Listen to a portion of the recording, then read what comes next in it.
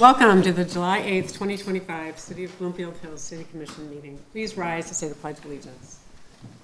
I pledge allegiance to the flag of the United States of America and to the republic for which it stands, one nation, under God, indivisible, with liberty and justice for all. Okay, we'll now review the consent agenda. Any questions or discussion for the items listed?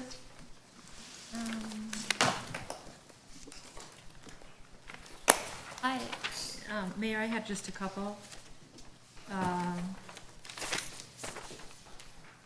The second item, Sandra, on page 1, the second item, delinquent trash collection on 2024 tax. That is the balance of what we owe. So we have, the delinquency is put on our winter tax roll, and we collect it on behalf of priority waste, and then we disperse it to them. And this is the balance of it for 2024. Like for people who don't pay, or? Yes. So if you So they don't don't pay, pay. we pay? We pay No. for them? No, so what happens is, our residents pay directly, as you know, and if they don't pay, they turn it over to us, Priority Waste does, to put it on our tax roll. And then we collect it through our taxes, and I think you saw that a couple months ago where we paid priority for what we had collected, but then there was some that we weren't able to collect taxes at all, so that got turned over to Oakland County, and then Oakland County reimburses us, and then we pay priority. Okay, So I got none of it. it came out of the city funds. Okay, I just didn't realize how that process worked, thank you. You're welcome. And then also on page 11 of 12, you know, we talked about, I think in the last meeting, the assessing, we're gonna go out, right? So this was the fee for it for 2024, is that right, Dave? Yes.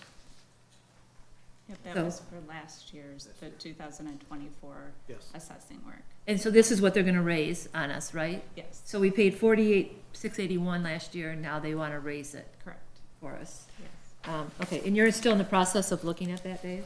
Yes, Sandra is. yes. Andrews, I've reached out, yeah. yes. We plan to have an answer for you in August, Oh, because we only have to the end of August, I believe, with the county. They extended it 60 days.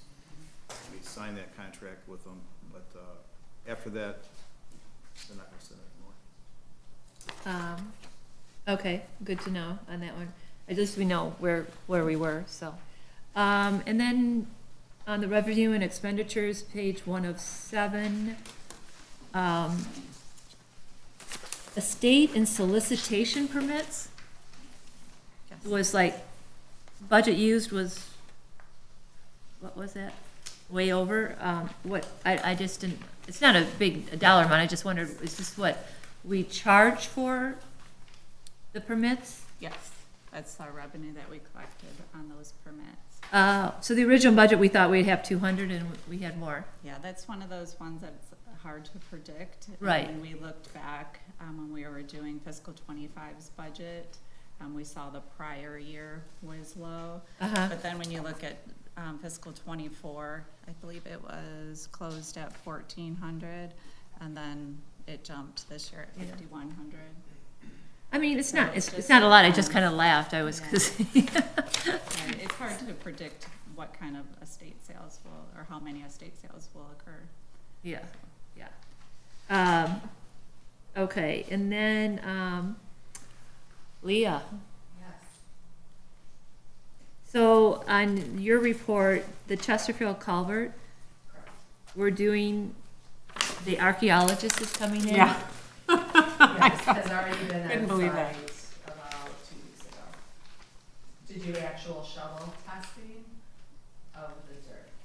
That's correct. What do they think they're gonna find?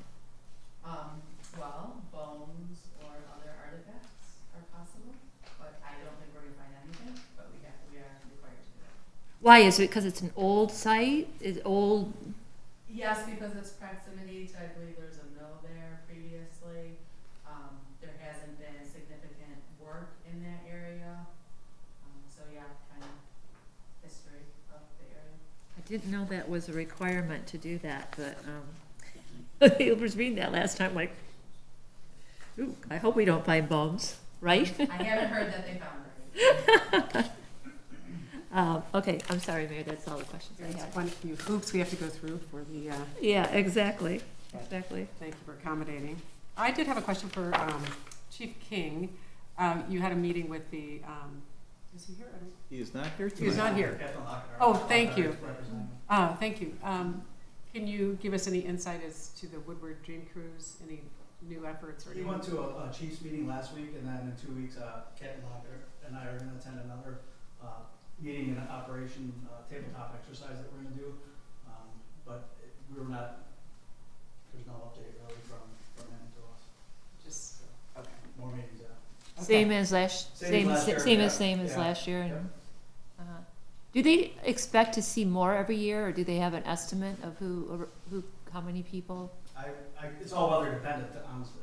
Is it? Yeah, I mean, if it rains, we don't get anybody. If it's nice, we're gonna get the most amount of people you've seen. Every year, it's good, Yeah. yeah. Okay. Enthusiastic. Okay, good to know. Thank you. So any other questions or comments? No? May I hear a motion to approve the consent agenda? I move to approve the consent agenda. I'll Second. Yep. Thank you. All those in favor, say aye. Aye. Opposed, say nay. Consent agenda is approved. Public comment, recognition of citizens in the audience. We will now open the floor to public comments. If there's anyone in the audience who wishes to address the council, please step forward and state your name and address for the record, and please limit your remarks to 3 minutes. Thank you. Great. Moving along, the commission will now hear the introduction of Public Safety Officer Scott Witkowski.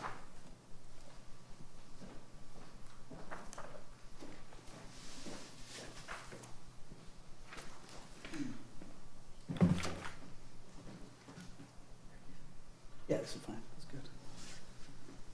good. Madam Mayor, Honorable Commission, City Manager, thank you for allowing me the time to introduce a valued member of our department. I'd like to introduce the Public Safety Officer, Scott Witkowski. A little bit about Scott. Scott is married to his wife, Amy, who is here with us tonight. Thank you for coming. They have two adult children, Merrick and Cullen, and they reside in the city of Troy, about a stone's throw from our border. So we're well protected all hours of the day. Scott graduated from Trenton High School in 1989.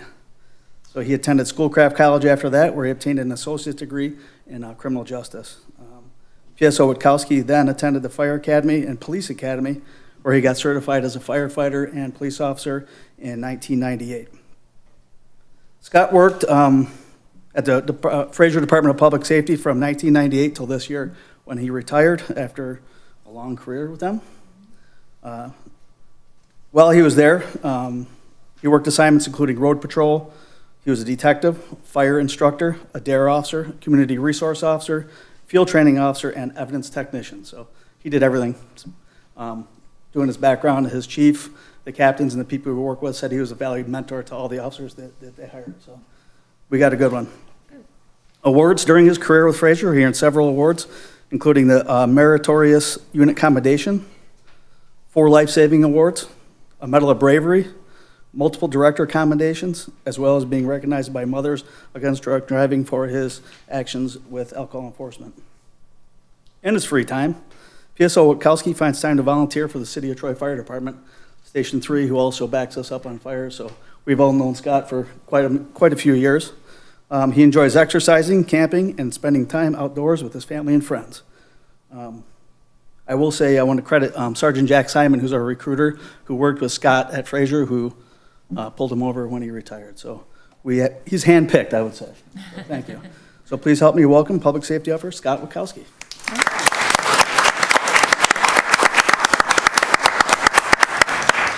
And his wife wants to pin his badge on his chest. So.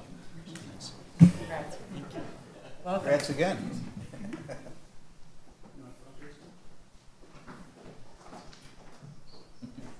Is someone taking a picture for that?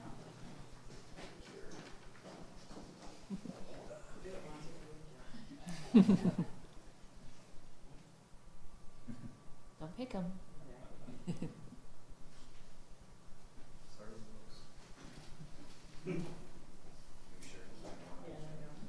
It's all that muscle. That's nice. Very nice.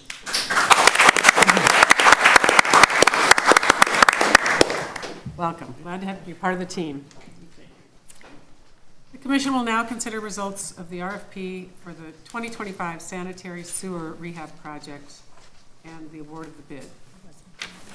Mayor, we're going to have our city engineer, Leah Michaels, discuss the bid process and why we chose, or why we are recommending that you choose the lowest bidder.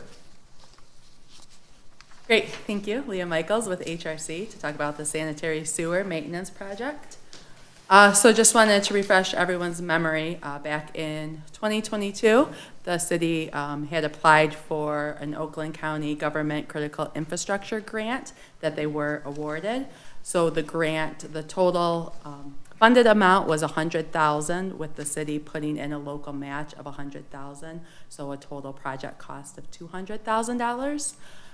If you recall, we initially did that to help the city fund their water service line verification program that was required. And with that, the city had completed some local verifications and found that there were no lead service lines within the city. So that was part of the grant tasks that were completed. Another portion of the grant was used to fund some planning efforts on some sanitary sewer maintenance work within the city, which is what I'm going to discuss tonight. And then there's still one more part of this, which is completing a water system long-term redundancy and emergency operations plan. That is something that HRC is currently working on, and we'll be back at a future meeting to discuss the results. But that is just kicking off now, so it'll be a little while before that comes back. So the sanitary sewer planning project, every year, Oakland County WRC does maintain their sanitary sewers. They perform video inspections and are constantly reviewing the sanitary sewers and how they're doing throughout the city. So they do maintain the system on behalf of the city. So if there are immediate needs that need to be addressed, WRC does take care of that with their as-needed contractor. But as far as maintenance work, that's something that the city has always taken on themselves. So we received information from WRC about 2 years ago that showed a list of locations of concern that some maintenance work should be considered on it. So over the last year and a half or so, HRC has assessed that, and with the help of city staff, has put together a bid package of maintenance work to be performed on sanitary sewers really throughout the city. So this is a map that highlights all the locations. I know it's hard to see because there's a lot of little spots, but just wanted to point out that this work is really throughout the city. Different locations, different type of work. Most of it is trenchless work, meaning that we're not actually digging up the sanitary sewers. A lot of the work is relining existing sewers, which by relining some of the existing sewers, there is an anticipated service life of 50 years through that maintenance type work. So this will really help maintain the city system for the future and repair some of the small damages that are out there. So some of the areas will get some cleaning done, some lining, as I mentioned. There are a couple small locations that do require us to actually have the contractor dig up the sanitary sewer and repair a damaged small segment of it. So when we first started talking about this a couple years ago, the city, through their water and sewer funds, had budgeted $1.2 million to complete this work in the future year. So we have put the city has put the project out to bid, received 4 bids, which you did get a copy of the bid tab in your packet. Paymar Enterprises was the lowest bidder. We also, since receiving all the bids, we took some time to follow up with all of these companies and really research, speak with their references, and just ensure that this company has completed similar work and is capable of completing the project for the city. So we did find after speaking with their references that they are qualified to complete this work, have done similar projects in the area. So overall, we are showing the total project cost. The construction cost is $509,879.50, which is the low bid from Paymar Construction. We still have some contingencies in here. The permitting and bidding, that was work already completed by HRC. That was part of that initial infrastructure grant that I previously spoke about. We have a line item in here for some construction engineering assistance, as we anticipating having some HRC staff to assist during construction, for a total estimated cost of $702,000 for this project. And like I mentioned, there is a budget already of $1.2 million in the city's water and sewer fund, so this is well within the city's budget to complete the work. So we're pretty happy with how the bids came back on this project. So what we're asking today is for the commission to consider allowing the city manager to sign the contract books on behalf of the city to bring Paymar on contract to start this project. So with that, I'm happy to open questions. Leah, do we have a contract? Have they given us one? We do not.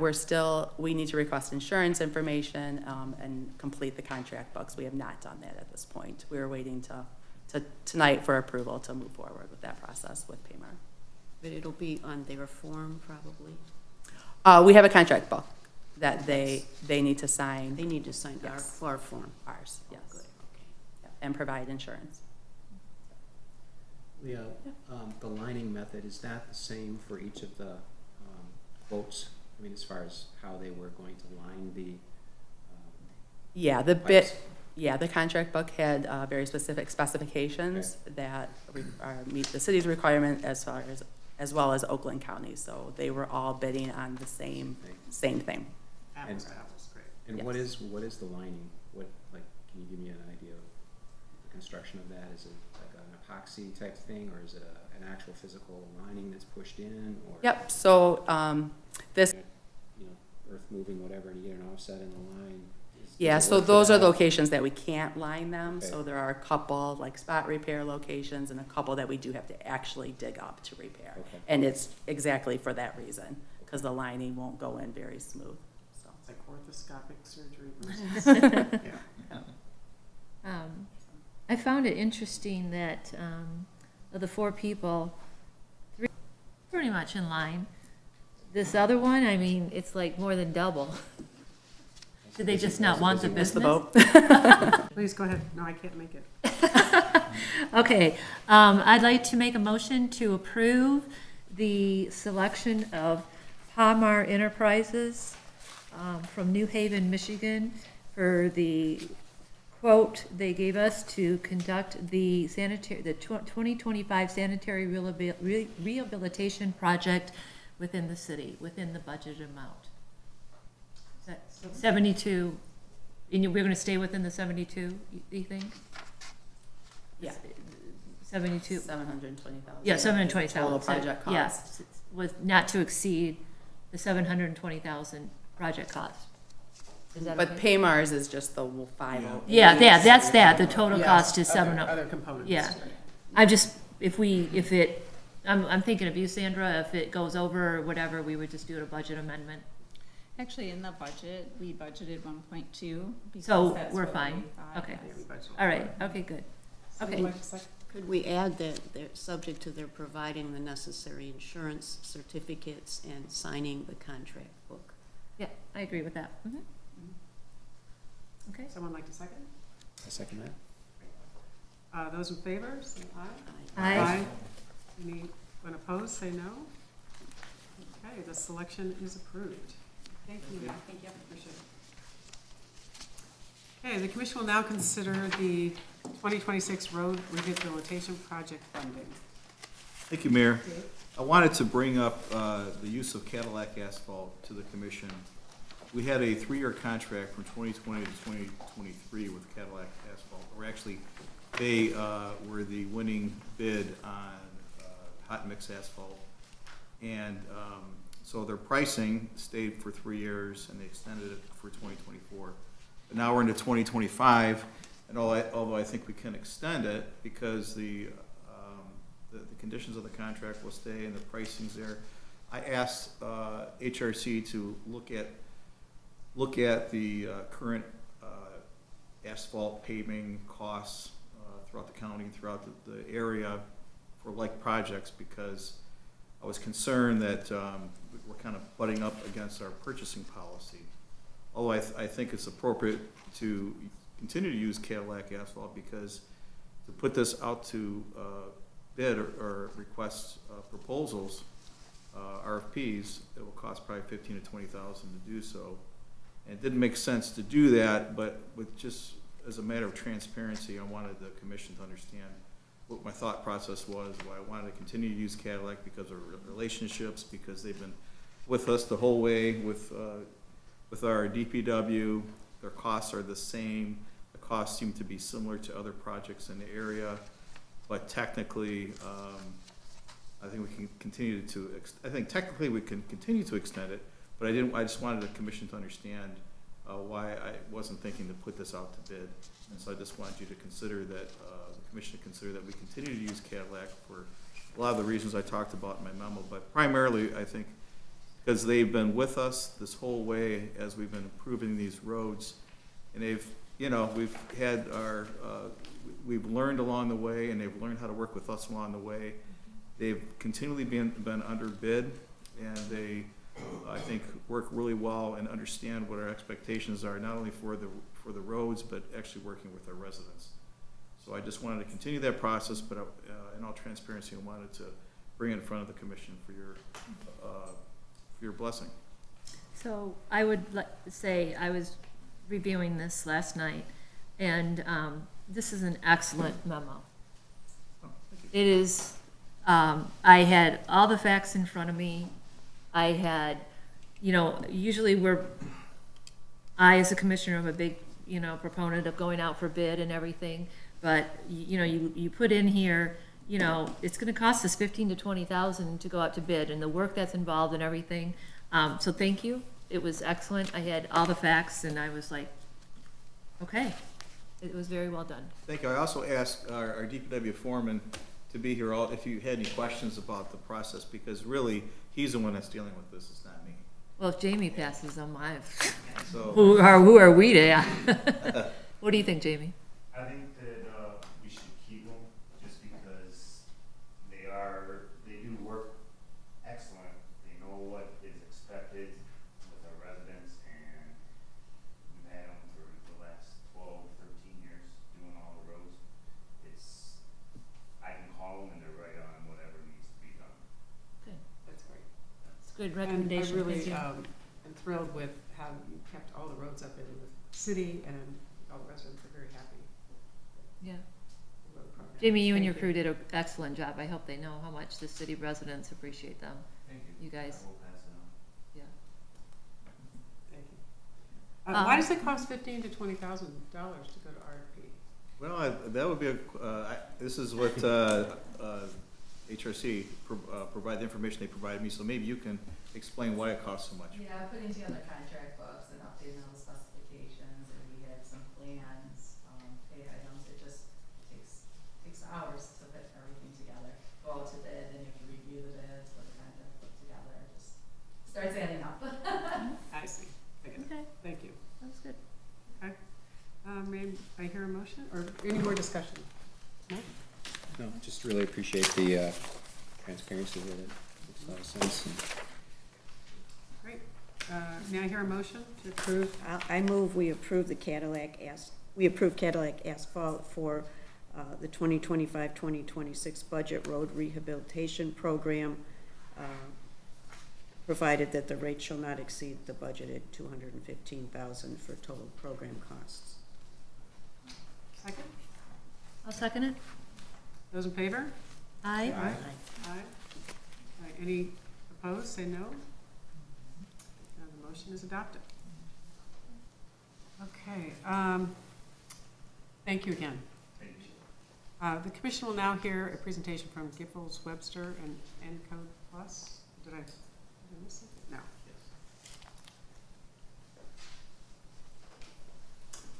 Is it okay to disconnect? Yes, thank you.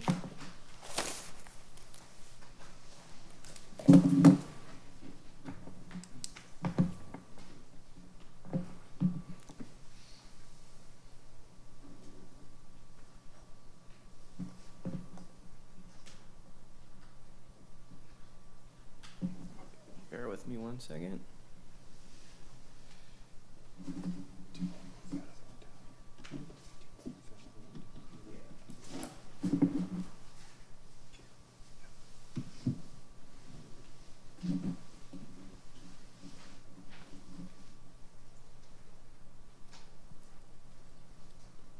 Okay. Good evening, everyone. My name is Eric Peach with Giffords Webster. We're also the city's planning consultant. So I thank you for having us today to give a presentation on our product called Clear Zoning. Back in March of this year, we had given an introductory presentation. My plan this evening is to kind of reiterate or go over those details once again. And then I have a demonstration presentation that I can give to show and explain and kind of dig in a little bit deeper into the product and the benefit that it serves our communities.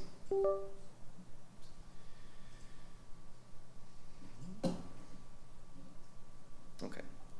So again, in effort to help the city of Bloomfield Hills to modify or update or clarify the zoning code, Giffords Webster has a product called Clear Zoning, which takes local zoning codes and transfers them into the product of Clear Zoning, which has the ability to clarify and streamline and modify and outline to the zoning ordinance for clarification to help get all stakeholders on board, whether it's city staff, planning consultants, property owners, applicants, the whole gamut. We've received positive feedback throughout the areas where we do, where we have consultation work with Clear Zoning in the following highlighted states and growing. And so we hope that with the intentions of Bloomfield Hills, that this might be something that the city would adopt in this case for your purposes. So when we do an ordinance transformation, we're not doing a full rewrite of the ordinance. We're essentially just taking everything as it exists today and transferring it to the format of Clear Zoning. So as we do that, we'll take a reorganization of all of the information within the zoning code. We do a reformatting that is more of a streamlined, easy to follow template. We have updated graphics, so anything that's black and white, old and outdated, we have updated graphics that help visually with the document. Throughout every page, we have hyperlinks that help you navigate through the document itself, and this helps with clarifications and corrections. And then we can always certainly entertain amendments if ever those are proposed. Again, a zoning ordinance is always a living document that is open for amendments or changes, and so we can get into more details about how to go about that process once the ordinance is transferred to the Clear Zoning document. So with the reorganization, this is one of the key elements of Clear Zoning, is that all of the information within the current zoning ordinance is regrouped and reclassified into seven different sections. And so those are outlined here. So first and foremost is the purpose and intent. So it's essentially just transferring those statements and sections of the current ordinance to the first section of the Clear Zoning.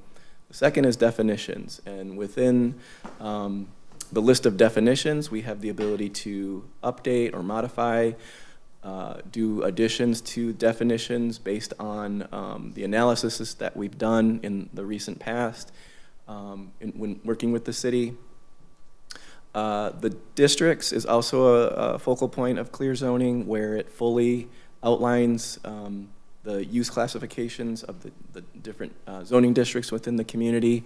When I go through the demonstration, it'll help clarify how that's broken down.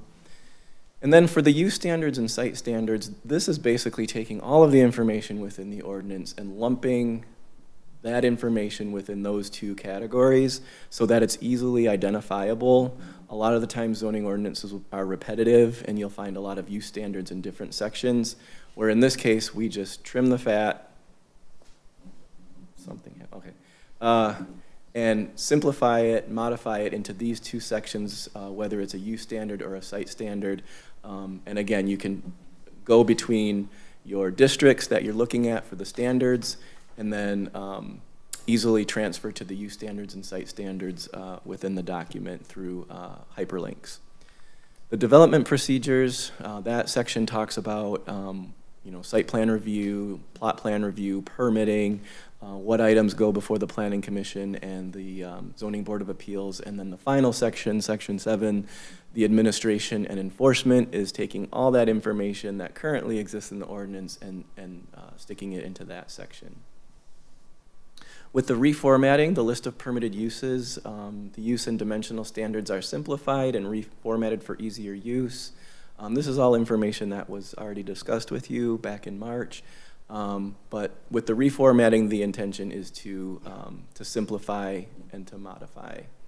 So again, in heavily text ordinances where you find a lot of heavy text that could be confusing to the reader, our intention with clear zoning is to take something like this, which is a snapshot of the current ordinance, and simplifying it in easy to read, easy to understand, user-friendly format.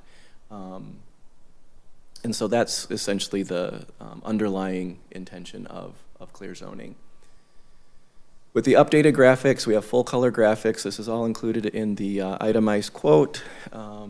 These are more easily understood and replicated, so we're consistent in our graphics. We have a great graphics team that can tailor the graphics that are needed per community, that are tailored to each and every one of our clients. So for example, what's old and gray on the left side of the screen, we can modify it in color graphics, easy to read, easy to follow, clear and concise. And I think that this would be very helpful in Bloomfield Hills, where we have a lot of lots that are not your standard rectangle, but where establishing the yard determination graphics would be helpful to kind of give a focus on that within the clear zoning document, to give a heads up, so to speak, when a user is moving forward with researching their property or their client's property. So we can get into more of that shortly. With the hyperlinks, this text helps users better navigate the new zoning ordinance. So like I said, each page of the ordinance has hyperlink text so that you can always bounce back and forth between areas that you may need to go. The side tabs always direct you or instruct you where you are within the document. And then there's bottom buttons that also are helpful tools that we'll go over in just a minute.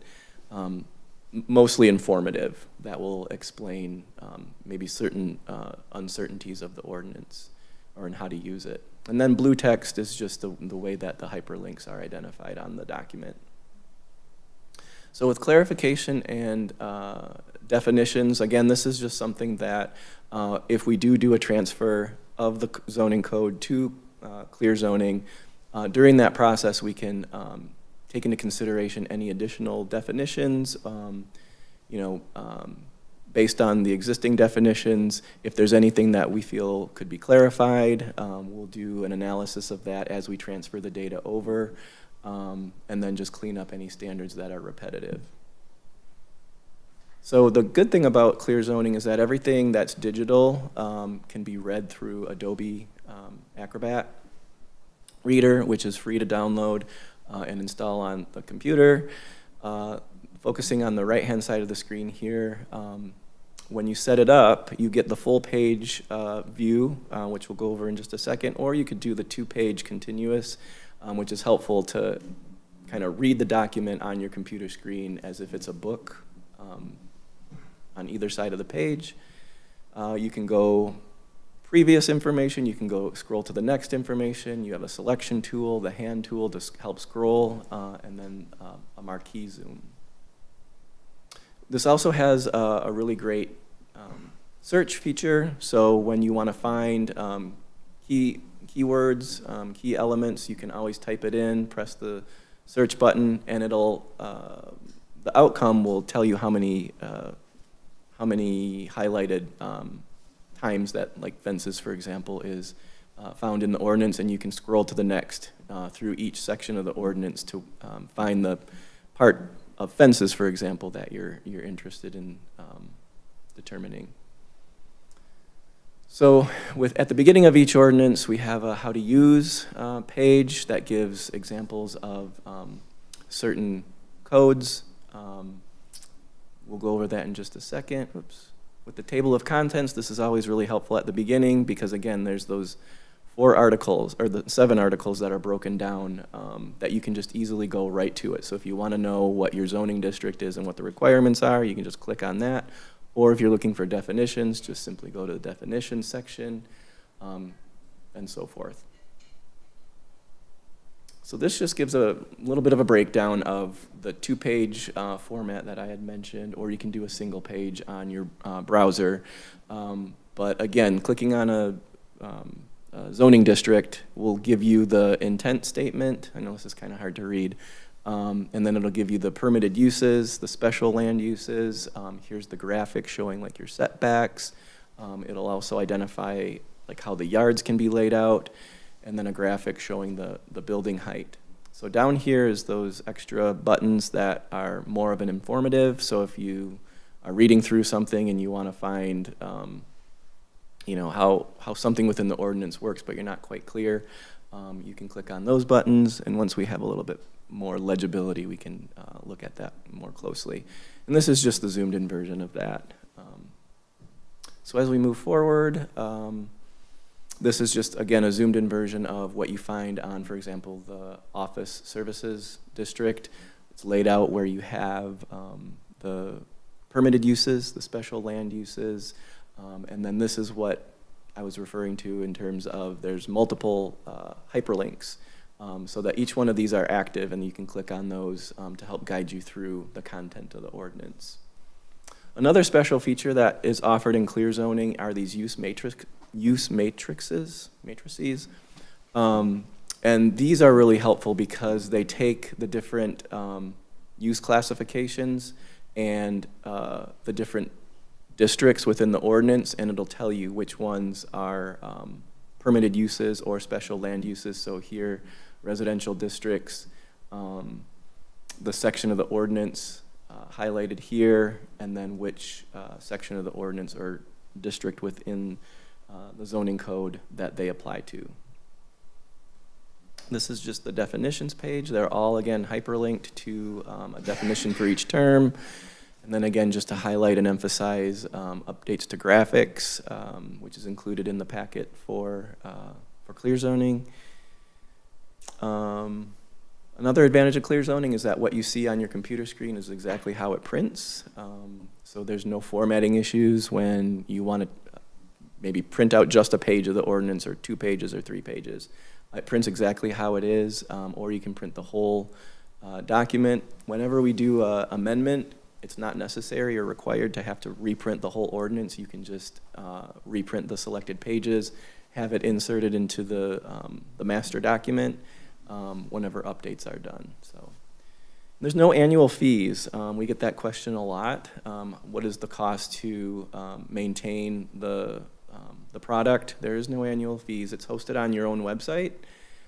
So like, for example, when an ordinance amendment is proposed and adopted, we take it upon ourselves to draft those changes. We update the pages that it would apply to within the ordinance, and then send it back to the city for it to be uploaded onto the clear zoning document on the city's website.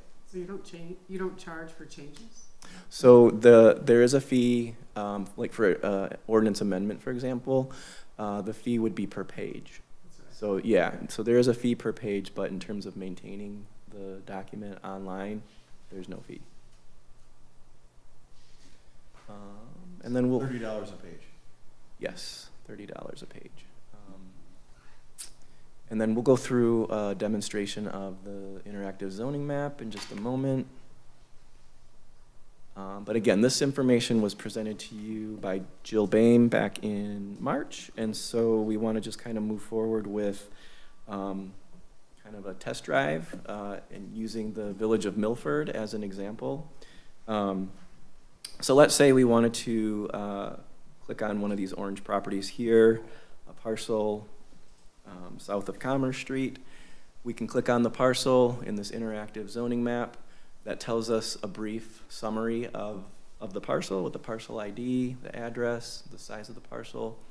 And then here you have the ability to clear zone it. So this is the direct link to this particular parcel within the zoning code. So it takes you right to the R4 zoning district for one family residential, gives you all the information of the purpose and intent, tells you what section of the ordinance you're in the zoning districts, and then in the contents here, this is where you have the 7 different sections of the ordinance to help you navigate through, or just by going through these tabs, these are the 7 sections as well. So it's really easy just to navigate through these. There's only 7, so that's what helps kind of eliminate any confusion.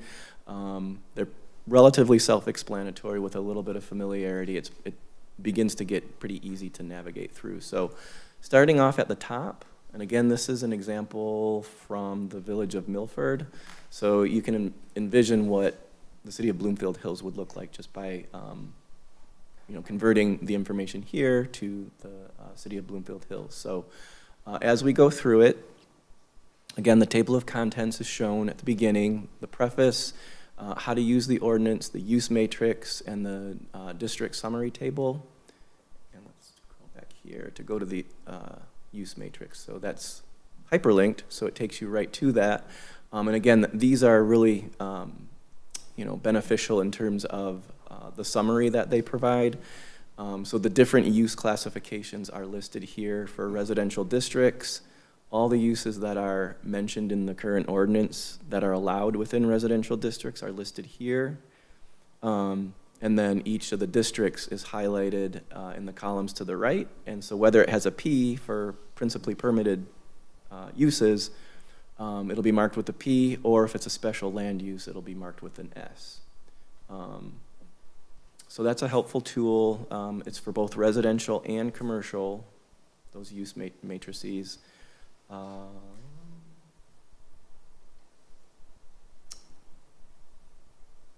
So then also within the district summary table for residential districts and non-residential districts, what's outlined here are, like, for example, the minimum lot size, minimum lot width, the different standards that we see within each of the zoning districts.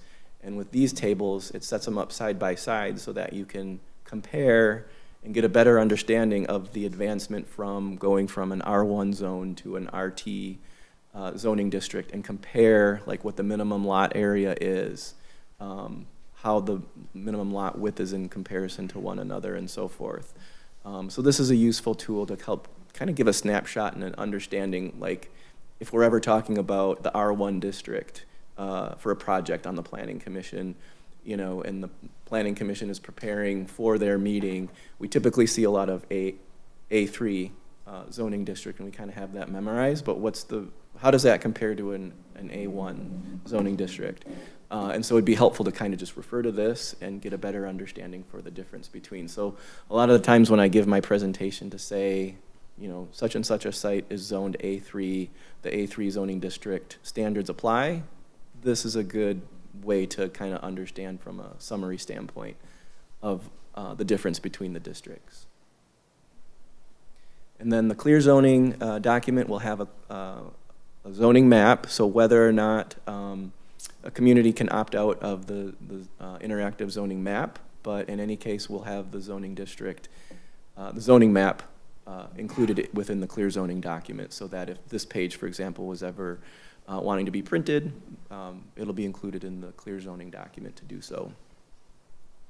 Do we have to ask permission for every residence To be included? For like the parcel? No. So it's just it's basically like how the Oakland County parcel map currently exists. It's similar to that, where it's just clicking on a parcel and it's not giving any personal information or anything. It's just identifying the parcel itself.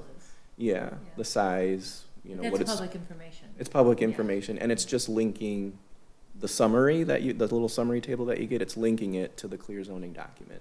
So it's an easy access to get right to the zoning document through clear zoning, and going through all of the established information that way through those 7 different categories. Eric, that's an extra cost though. The interactive zoning map is, yes, so that's in addition to the clear zoning package itself. How How much more is would it, yeah? that be? It's That, $1,200, I'm looking at the Yeah. proposal.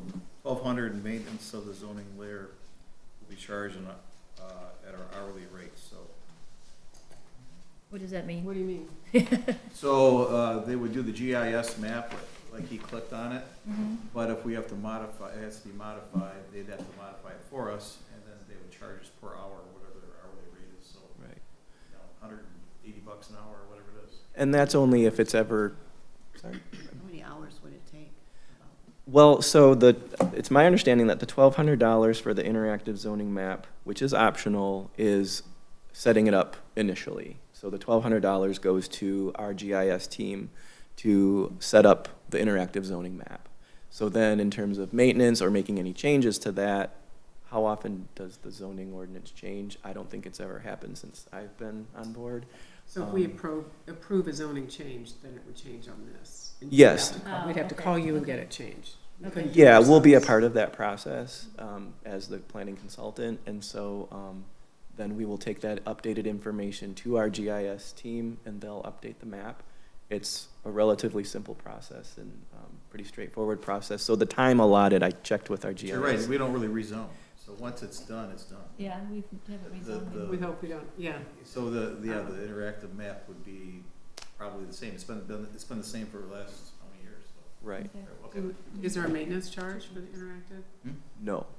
No, and that's, so it's my understanding that the county has the ability to host, and I could be misspeaking in terms of the details of this, but Oakland County has a special connection with Esri, the GIS software, where you'll host the map on your website, but through the county. And I can get more detailed information on that. But in terms of the cost for the product, upfront it would be the $1,200 to implement the interactive map with clear zoning. If you didn't want to go that route, then the $1,200 would not apply to the overall clear zoning package.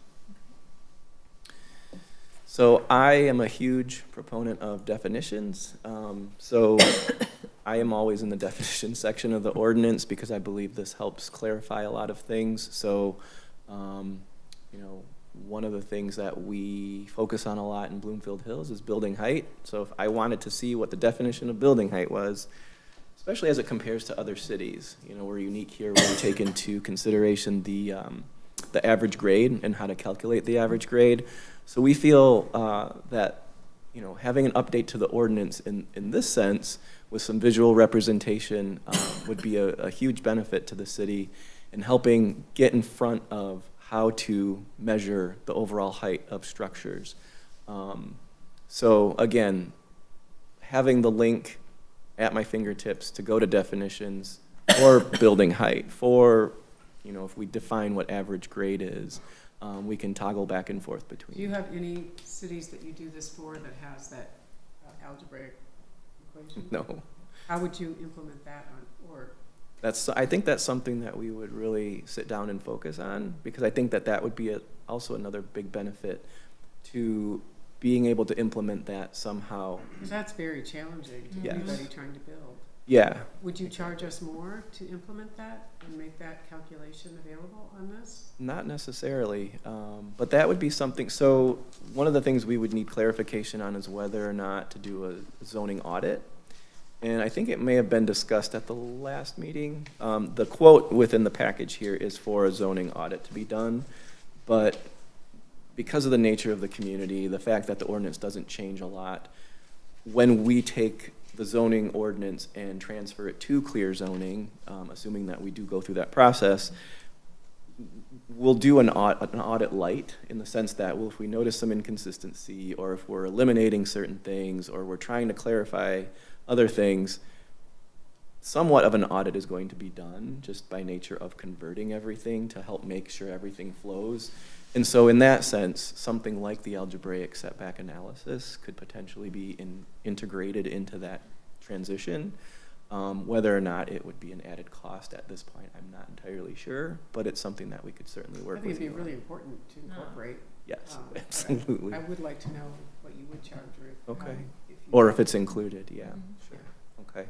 Was it, we always have conversations during the planning meetings about how to calculate the algebraic, and it's Mhm. just, Can you calculate the algebraic formula in a PDF format? Well, so that's what my I, concern is the thing. I don't know if you can. that's what's not clear about, to what extent can we go with the algebraic setback? I'm just wondering if that's what if you're asking if we can click on something for algebraic formula on a PDF, I don't know. I don't think, yeah. Right, in terms of like a formula that would, instantly calculate, I'm not sure that we would have that capability. But in terms of simplifying and clarifying and just kind of Okay. getting on top of that concept, From a definition standpoint. from a definitions and then just where it would fit in the ordinance to maybe give some emphasis to that. I don't know at this point in time, it's kind of the tip of the iceberg, but once we get into it, if there's anything that we can do to help make that process easier for everybody, I think it would save a lot of time and resources, at office hours and that sort of thing, so planning commission meetings even. So this is an example of the definitions page. Moving on to section 3, article 3. This is where the zoning districts are established. So all of the A districts for the residential that we deal a lot with here, lesser extent the commercial, but it's all included within the zoning districts of section 3. Section 4, again, this is where all of the use standards that are within the ordinance are located. So junkyards, hospitals, gasoline service station, fire stations, daycare centers, car sales. So all the uses that are spelled out within the Bloomfield Hills zoning ordinance is streamlined here in alphabetical order down the line. And again, places of worship, well, what does that mean? So you click on the hyperlink and it takes you to the places of worship and the description and just simplifies how it fits into the ordinance. And again, we're in the use standards tab, moving on to Article 5, the site standards.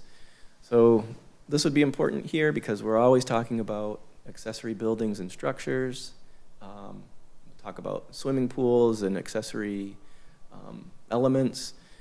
One of the big topics of discussion lately is landscaping and plant materials, fences, signs, if there's any mention of signs, but that has its own ordinance.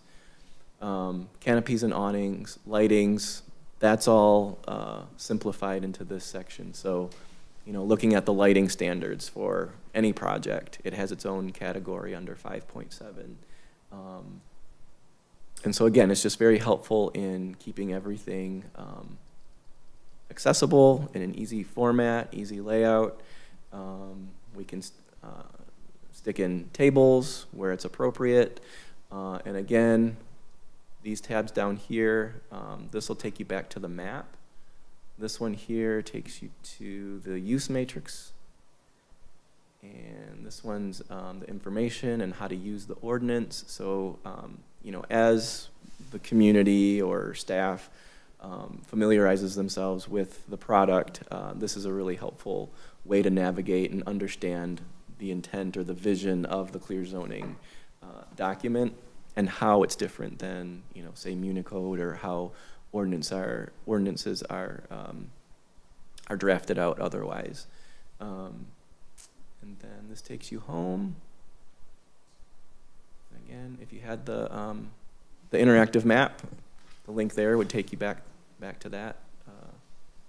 But we're going to stay on the zoning ordinance here and go to the last two, which is, oops. Sorry. Okay. So Article 6 is development procedures. So this is where we have information on site plan review, condominium development. The special land uses, we don't see a whole lot of that here, but where it's mentioned in the ordinance, this is where it would be sectioned within Section 6. Community impact studies that the city of Milford has. And then last but not least, administrative and enforcement. So this talks about your plot plan, building regulations, a list of amendments as those come across. again is very rare. You know, you can put your fees in here, information on the planning commission. So it's all inclusive of everything that's in the current zoning ordinance. It's not eliminating anything. We do zoning rewrites, and just a total transfer, just depending on the community and what the needs of the community are. But in this case, we're just seeking for clarification, a tool that's useful to help with our community members, our staff. We get a lot of positive feedback from our communities and the users of the clear zoning ordinances within those communities that enjoy the simplicity of this document and how it's easy to navigate. And I think it would be something that during our office hours especially would be very beneficial to be able to show and demonstrate and teach and coach our applicants through in terms of saving our time during those office hours meeting and getting to the information within the ordinance, again, in a clear and concise way. So, be happy to take any questions or go through any more information as you see fit. Are the graphics included in the cost? Is it like unlimited graphics, or is there some number of graphics that we're entitled to? Yes, so the graphics are included, and it's basically where you saw graphics located like within each one of these sections. So like for R1, for example, you have a graphic for the yard and the setbacks, the building height, and those types of things. So those are all included. Any additional, there may be a minimal fee that, in addition to what's itemized on the itemized budget sheet. But these are all included, the standard per the zoning district. But again, you show a square lot. Would you be willing to at least show examples of a pie-shaped lot? Yes, I would prefer to. Long, you know, Yes. all these different examples Mhm. of how you would apply. Yes, yeah, absolutely. And I think we have a pretty good grasp at Giffords Webster and the team that we have working with Bloomfield Hills that, we can put our heads together to make a good representation of something that will be effective for not only applicants, but for planning commissioners and city staff as well. And would that be included in the original quote? Yeah, it would be, well, it shouldn't be more because it would be those images that are tailored to this community. So it should be inclusive of the quote that's given. Thank you. Mhm. Eric, do you Yeah. have a contract that covers this, that we would be reviewing this? I don't know if the contract is Some sort established of, is there yet. a license agreement? Yes, yeah. Something of that nature? There will be, and I think it's been drafted. Jill has more information on that, but it's something that when she's back in the office, we can certainly. I think it's important for us to see so that we understand our ownership, what rights we have in the finished product.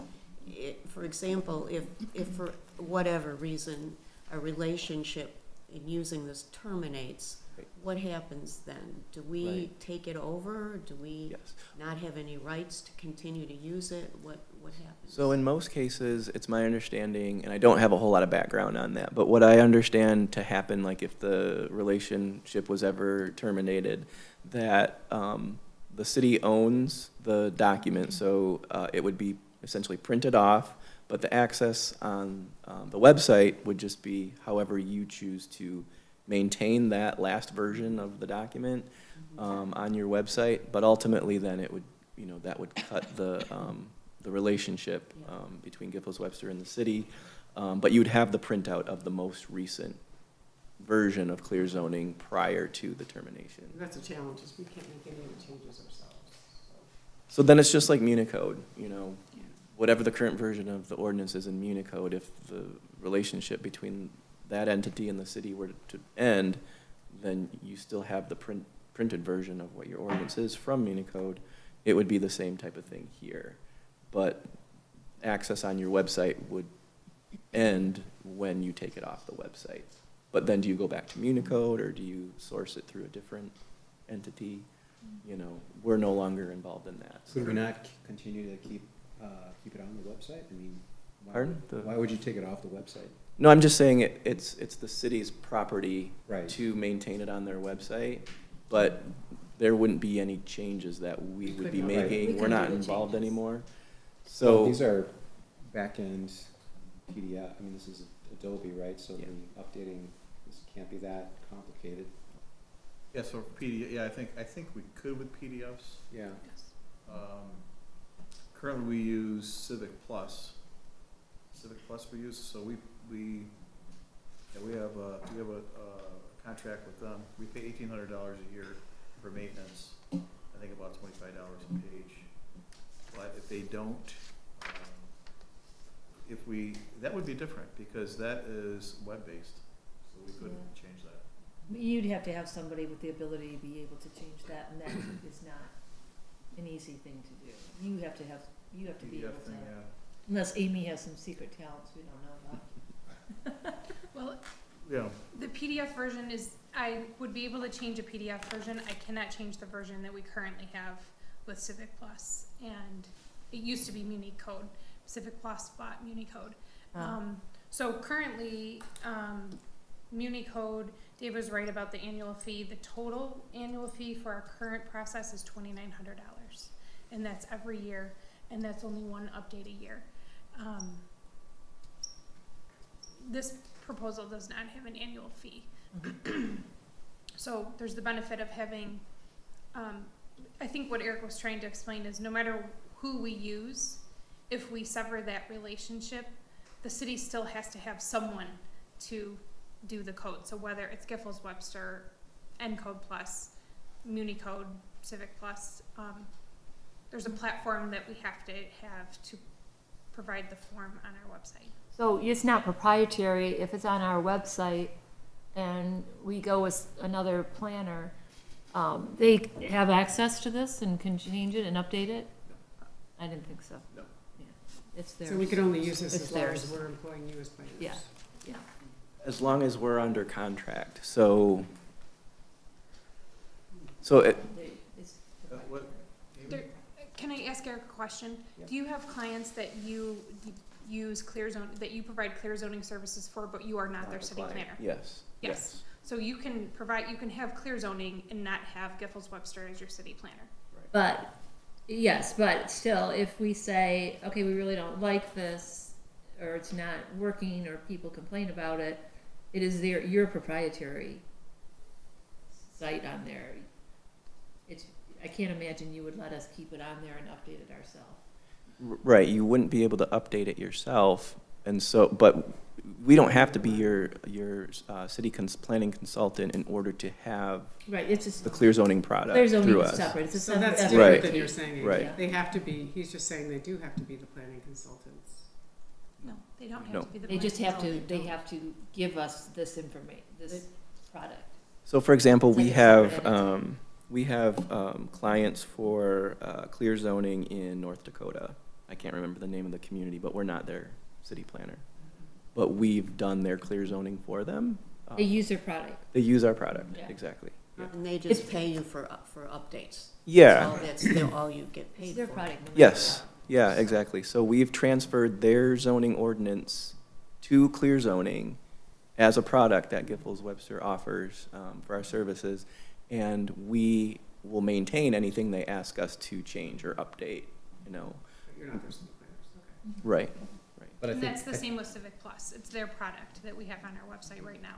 I think one of So the, if we terminate that relationship, it would be this, Right, the same. right. We'd have to have someone else Yes. redo everything. no, I think that's where the confusion Yeah. is coming in here. If, for example, we severed the relationship today and we had this in place, nothing changes with, That it's stays. going to be on the website, it's going to be accessible, Yeah, because we already paid for that. right.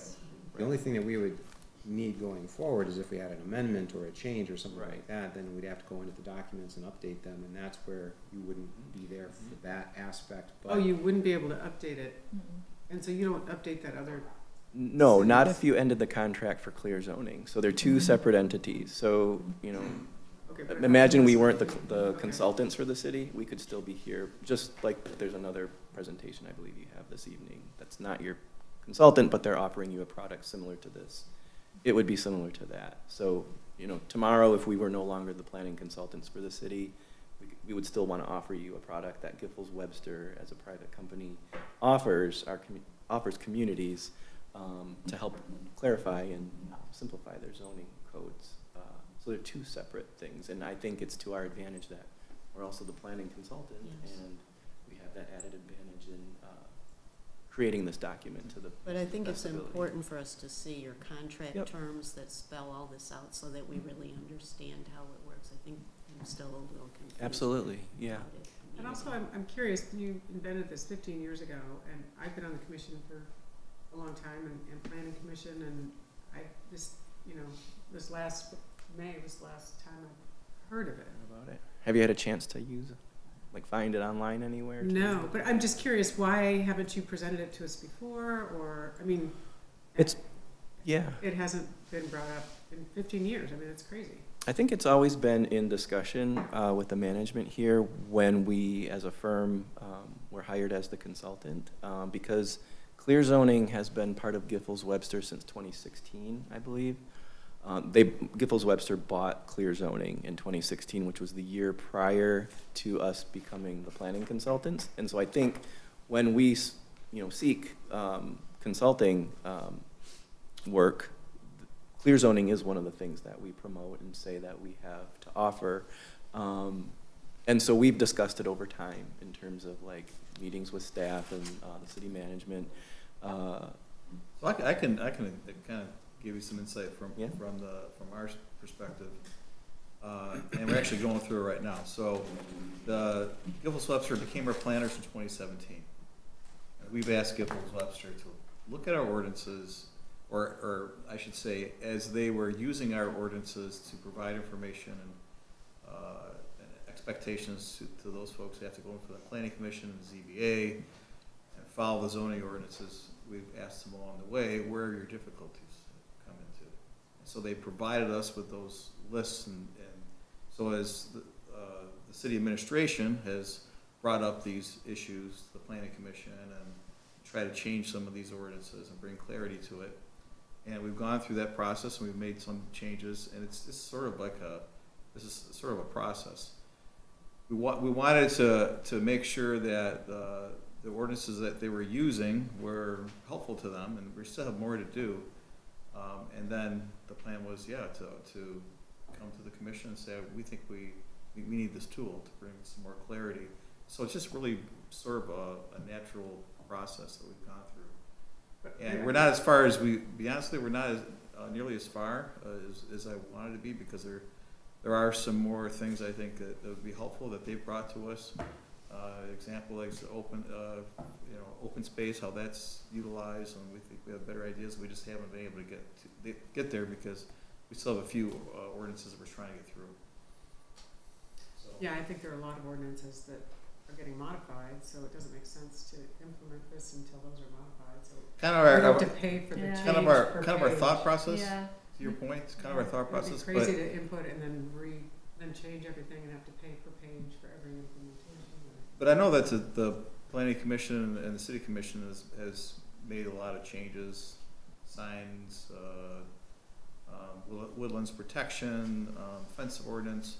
And so since 2016, there's been a lot of those changes. So I think we're at the spot where it would make sense to do it now. We don't have that many left. I disagree, but- the accessory structures, the Yep. plants, materials, the trees, I mean, there's like 4 or 5. There's about 4 I or think we 5. should straighten Yeah. out those before we even think about implementing a new. Yeah, I do too. Get most of the big ones we know are waiting for us right now.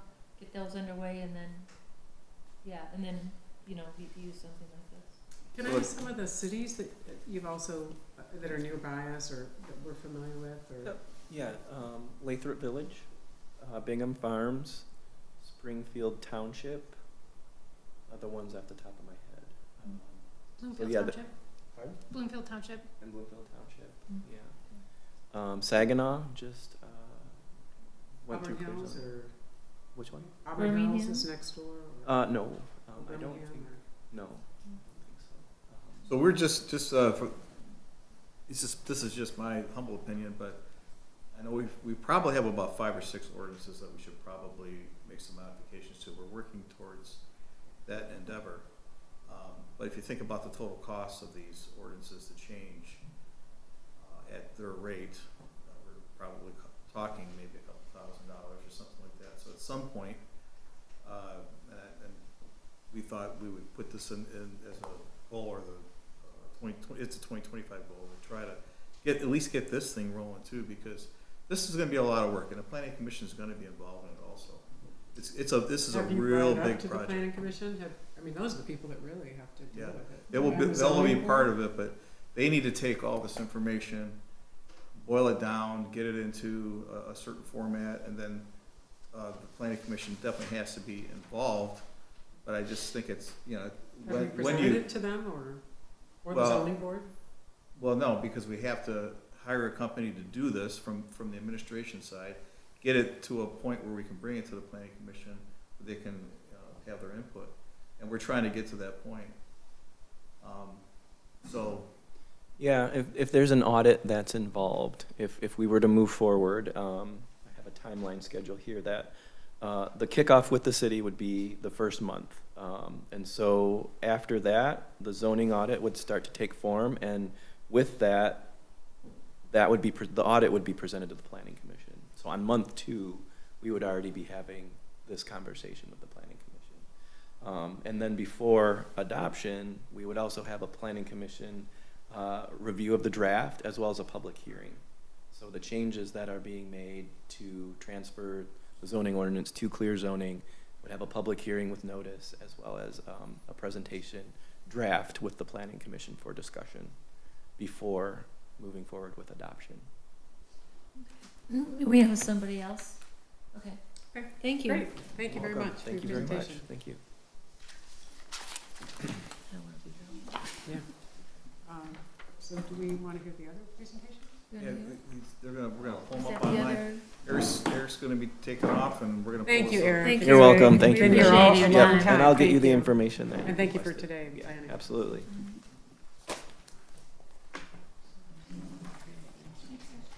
Yeah, it's gonna be online. You can talk to him.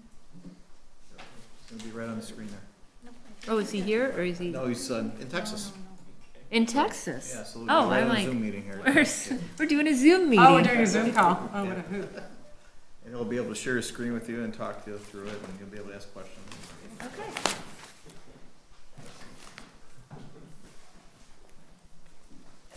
There you go, Amy. You're testing your Zoom calls. No, I'm bringing out my professional.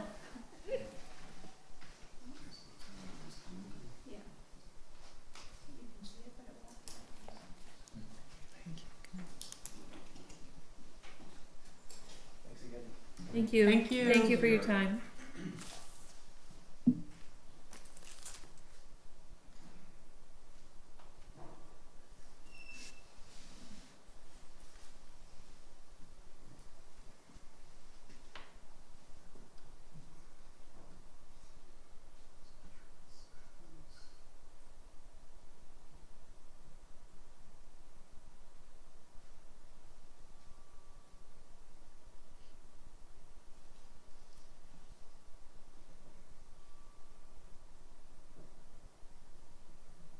There it is. Can you hear us? I can, yes. Hi, Brett, we can't hear you, so let us address the technical difficulty. Okay, Now we can. Now we can hear you. Now we can hear you. Can you hear us? okay, and I can hear you loud and clear. Great. Thank you. You have the floor, Brett. Okay. Well, good evening to everybody. Thank you for the chance to be with you this evening. It's good to meet all of you in this format. As to introduction, I'm Brett Keast.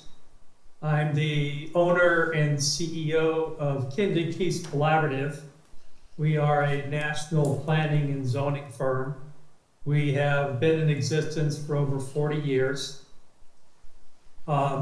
We focus on doing plans and they're implementing regulations for towns and cities and counties across the United States. When it comes to zoning, we've drafted more than 250 zoning ordinances in 42 states.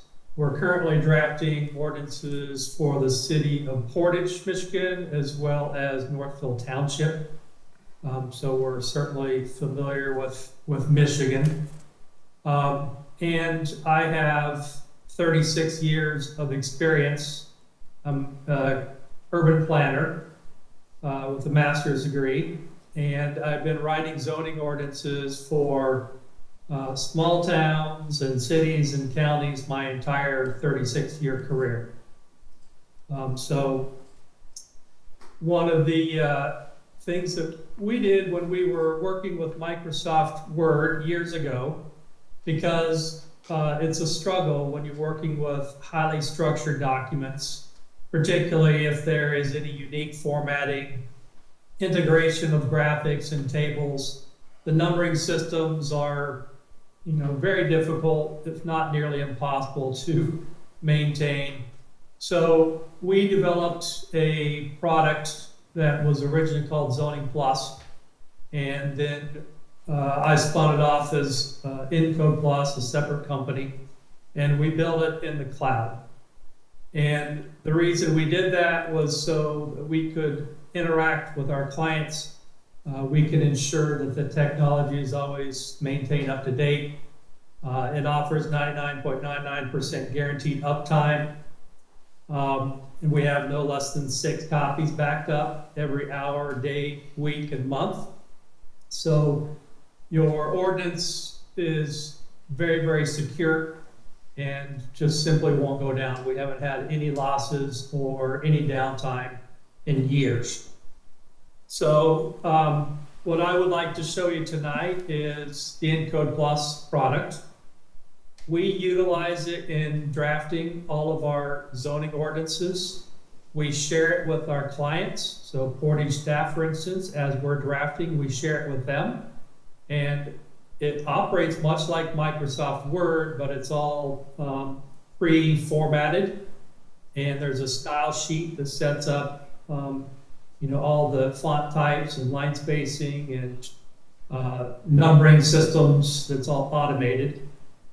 And they can provide us comments as we are drafting and reorganizing, and we can respond to those via the cloud, and it will document all of those comments in a record so we know what decisions were made. In the same way, we could share the work that we're doing on Bloomfield Hills zoning ordinance with your staff as we are proposing to, reorganize and update and make a zoning ordinance that is clean, well organized, easy to administer for your staff, and easy to use for both your development applicants that are familiar with your zoning ordinance, as well as your laypersons, whether that be residents or business owners or even commission members.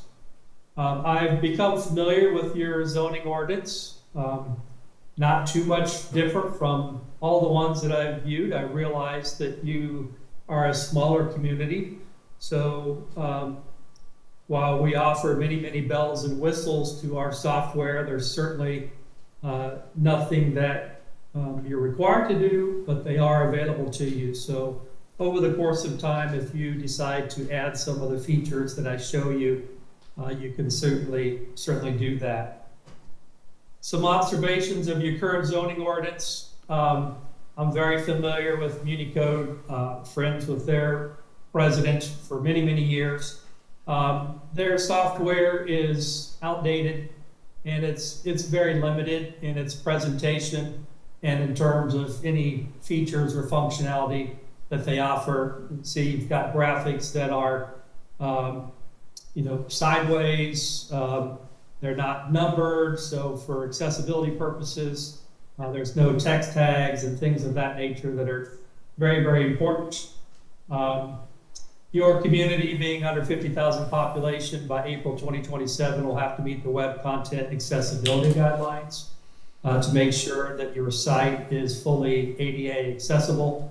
So all the sites that we're building meet that requirement.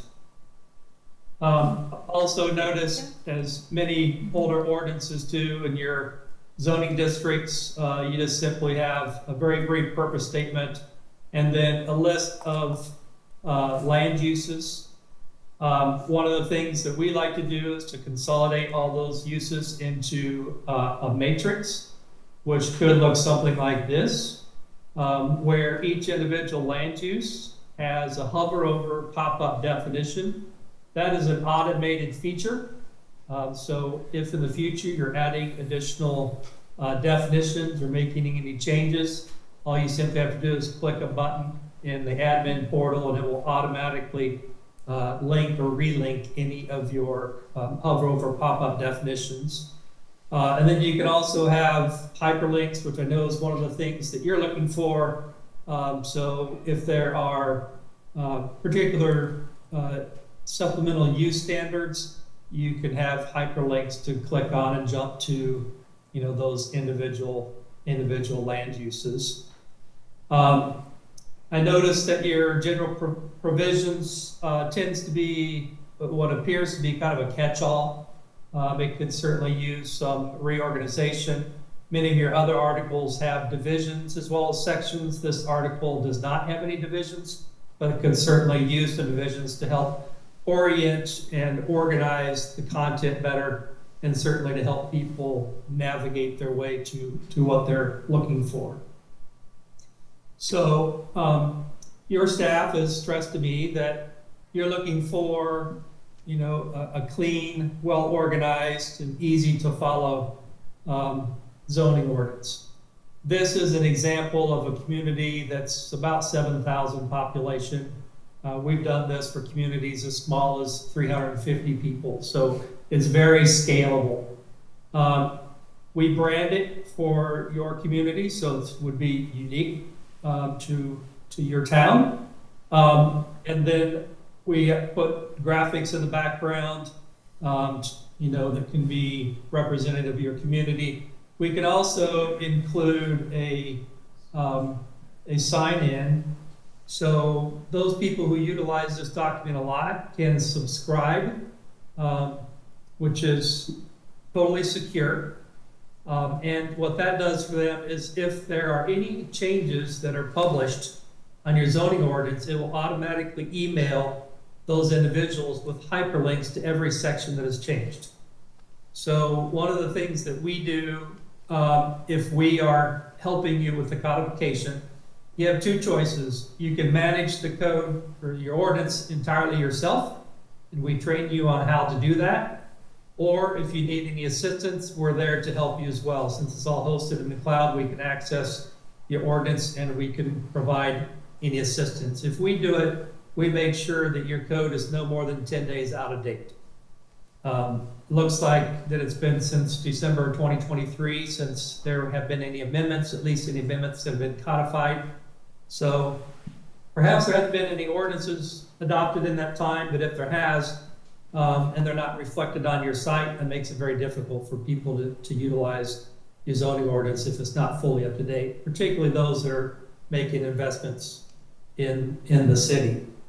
You're able to click on the view button, and you'll notice here we have their zoning ordinance and sign regulations. They also chose to put their entire code of ordinances in our software once they saw how it works. And then they also added their architectural design standard and design manual and text specs. So this software is not only for zoning ordinances. We have governing body policies and manuals and handbooks and all sorts of things that can all be integrated together. All of them always accessible to you as staff members and can be updated on your own and published on your own as well. So if I go into the zoning ordinance, table of contents down the side, you will see that it's very clean and straightforward. We have the hover over pop-up definitions. Their zoning ordinance, like yours, is a lot of text, doesn't have a lot of graphics, and they wanted to keep it, fairly simple without a lot of, color or other types of branding. So it's very, very functional. If we look at their architectural design standards, you can see how graphics can be integrated into the ordinance as well as photos and things of that nature. One of the things that you asked for is to help build graphics. And we have a library of literally hundreds of graphics that we have developed for cities all over the country. Many of those are kind of stock graphics for, setbacks and building heights and things of that nature. Others are customized to help people understand certain regulations. So we can provide a number of graphics for you to help illustrate your standards. All of those graphics reside in a library that's accessible to you. They're very easy to place in the document or to replace in the document. And we provide all those graphics to you. So if you want to update them at a later point, you can. We have a full-time staff person that just works on zoning ordinance graphics. So we're producing new graphics all the time, so we can help you with that. They also have their design manual and technical specifications. So similarly, you can see, you can have all those types of graphics in here as well. So a couple other examples. Of course, there is a search, so you can search very broad topics, or you can narrow the scope if you want to search a particular document or an article within the document. You can just click on that term and it will show you every instance with enough text so you have context for what you're looking for. We can also do what we call best bets, so that your staff can decide if somebody looks up the word sign, more than likely they want to know what sign types are permitted in which districts, how big they could be, how far set back, the face area, the height, all those types of things. We can actually tag those, and so they show up at the top in a different colored box, basically anticipating that if somebody searches for that sign, more than likely these are the sections that they're looking for. All with a view of trying to make the ordinance easy to find information and very navigable for your users.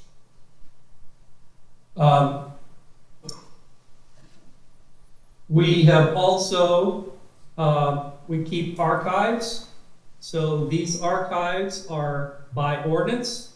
So we can go back in time. We have several communities that we've gone back. We're doing one right now back to the 1970s, and we're bringing every single ordinance forward so they have a full electronic history of every ordinance since they adopted zoning. And you can also search them by date. So this is unique, whereby we can go in and say, what was the ordinance back in 2023 on July 5th, and we can bring up the ordinance as of that date. It provides archive copies, so there's no mistaking it with the official version, and it has all the same functionality with hyperlinks between sections, hover over, pop-up definitions, etc. So this allows your staff to do research for nonconformities, to go back and see what the regulations were at points in history. So that's what we call historic archiving. That's available to you if you want. It's not included in our proposal, but it is a very popular feature. And then also, this would be included tables that are created for your ordinance, such as you have your dimensional standards table would be included in a quick tables like this, as well as if we do a table of all your land uses and districts and where they're permitted, could be organized like this, sign standards, so that somebody doesn't have to search through a table of contents to try to find tables that they may refer to often. This includes your staff. So we would build those. If the ordinance is updated and published, these automatically update. So there's no additional work necessary. Let me pause there real quick to see if there are any questions thus far. Yes, we have a unusual calculation that people that are going to build need to abide by. How would you describe it, Dave? Algebraic formula. Algebraic formula, but it's simple if it's a square lot, but it's very unique. It's like a balloon, you push, squeeze it in. It's very difficult for people building to grasp. Would it be possible to implement something on the website that would have the algebraic calculation, something they could input and learn from? See if That's a great question. So we build calculators, which are exactly for that reason. Any quantifiable standard that is difficult to interpret or apply. Here are some examples. These are a lot of different calculators that we have built over time. Of course, we don't have anything like that per se, but we can certainly build it. We do custom calculators as well as typical ones. So just an example, somebody can choose that they're building in a general residential district. They're doing a conventional residential subdivision. Say they're doing, I don't know, say we're doing 50 acres, and they can calculate, and it will tell them, the minimum lot area in that zoning district, how many dwelling units they can get, if they have buffer yard standards, required open space, any other standards like that. It all calculates it for you, and then gives you hyperlinks to the applicable sections of your zoning ordinance. And in some cases, there might be specific notes if there's any clarifications or references that they need to understand. So that would be one way of doing it. That would be quantitative. We have another tool that we could do as well. This is a little more involved and sophisticated, but we do it often. So get to I was going to show you this anyway. We also have GIS, and we produce full online interactive GIS maps. And these are dynamically integrated with the text of your zoning ordinance, meaning that somebody can come in and click on a parcel, and this reads information from the county assessor or appraiser office. So we bring in Google Street View, and then hyperlinks to all of the standards from your zoning ordinance or anywhere else that apply to that property. So if you want to know what the parking standards are, you can click on the parking standards, and it'll take you directly to the parking standards that are applicable to that property. And you also have all the parcel information pulling through from the county, and it will show you all of the applicable dimensional standards and land uses. The reason I show you this is because we can also possibly utilize your standards to help people visualize what that might look like.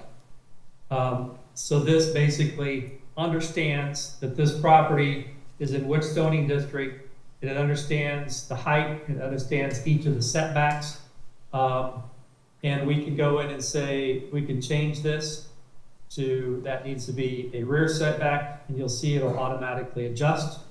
And then we can look at, different options and alternatives if we want to. So if we want to increase the height, we can increase the height. So this is something that could be done that would help people understand how regulations apply to pie-shaped lots or odd-shaped lots. Does that answer your question? That'd be fantastic, yeah. Is this included in our proposal? This was not. What you asked for was to, bring your zoning ordinance into a more contemporary format, reorganize it, add graphics, create hyperlinks, pop-up definitions, and make it exportable, printable, and have staff have access to it. In our proposal, we identified that we've got probably 25 different features that you can choose individually, or you can bundle them together. This would be one of them, where we could create, utilize any map data that you already have, and create a interactive online map.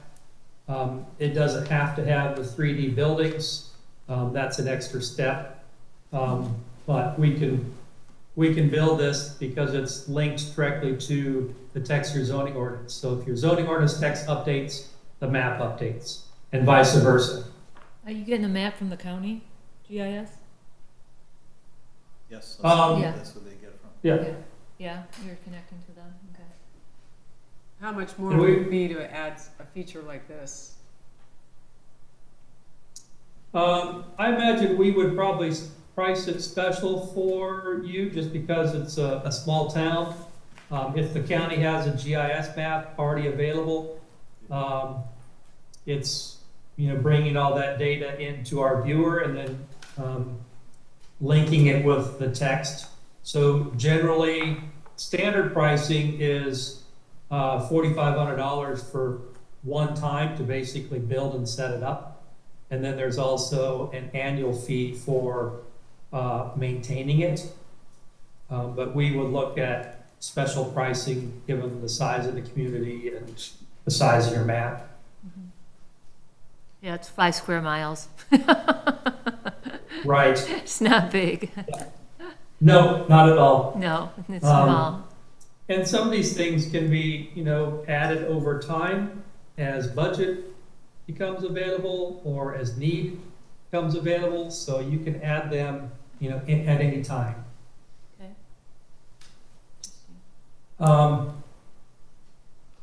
This is an example of, a lot of graphics. We've generated all of these graphics. So not that your page needs to be this intense for a community of your size, but you can just see the quality of graphics that can be built to help, illustrate different regulations and how those regulations apply, creating, tables to synthesize information rather than listing it out in text. It makes it much easier to utilize and read and to find. Let me see, before I go there, this is another option that we did not include, but is very, very popular. It's a zoning navigator. So it's custom built based upon the structure and organization of your zoning ordinance. And basically, this community decided to have their districts and uses, their development standards, and their administration procedures.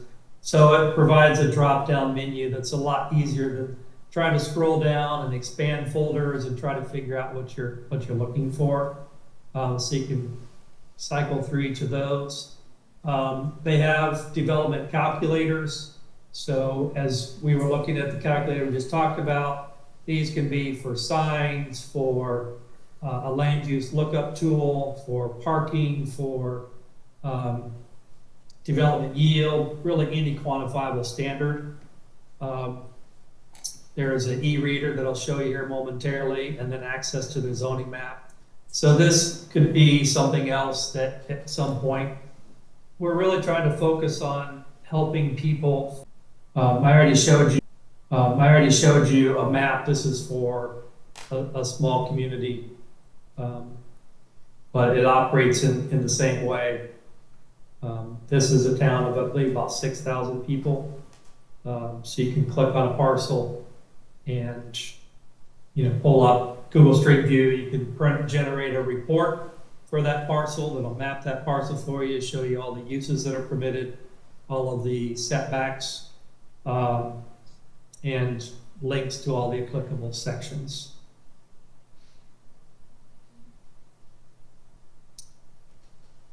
So I kind of went out of order here as I was answering questions. In terms of the back end of the software, This, you can have password protected access, as many staff members as you want could have access. We would take your current zoning ordinance and build it into this format. We can generally do that about 30 days. But the first thing we'll do is kind of work through how we would reorganize and how we would format it and how we'd set up cross-references and things of that nature. Once we do that, we would set it up and then we would train your staff so that you could maintain it and update it. And if you choose, you can do the codification and publishing as well, or we can assist you with that. So you can see it operates much like Microsoft Word.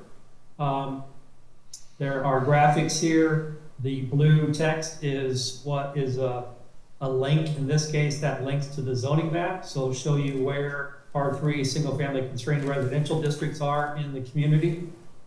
We can use track changes, and we can actually publish those changes. So if we are going through and we're tweaking some of the language, making it more concise, more specific, easier to read and follow, we can do that and track changes. Then we can publish it out so the community can see, you know, how the ordinance is being modernized and improved.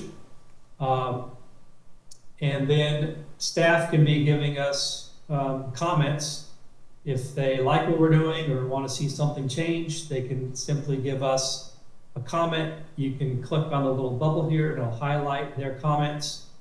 So this is a very way for us to sit in our office and you and yours and be able to give us comments as we're working through the reorganization and cleaning up and adding graphics to your zoning ordinance. How long does it take to, you know, set this up? And I mean, how long? Is it a month? Is it 2 months? Is it? Yeah, we can pretty much from start to finish have it set up in 30 days. So that is, we can give you a series of templates that you can choose from in terms of the layout. We customize it with your logo, you know, colors, font types, things like that. You provide us photos, we put that in there. Once we work through the organization of your zoning ordinance and amendments, then we will, actually what we would do is put your current zoning ordinance as it is into the software. And then we would use the software to reorganize and clean it up. That way you would have an archive of the ordinance as it is today. And once you adopt the new fresh version, you'd have then the new version. So you always keep a running history of all of the amendments to your ordinance. And going forward the same way, you make an amendment, that amendment is changed in the software.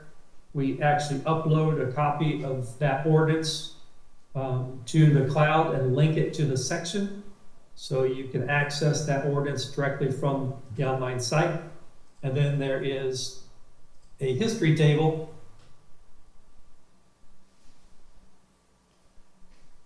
so this will show you all of the sections if there are changes pending. The last time that it was effective or published, we can simply come in here and say that we want to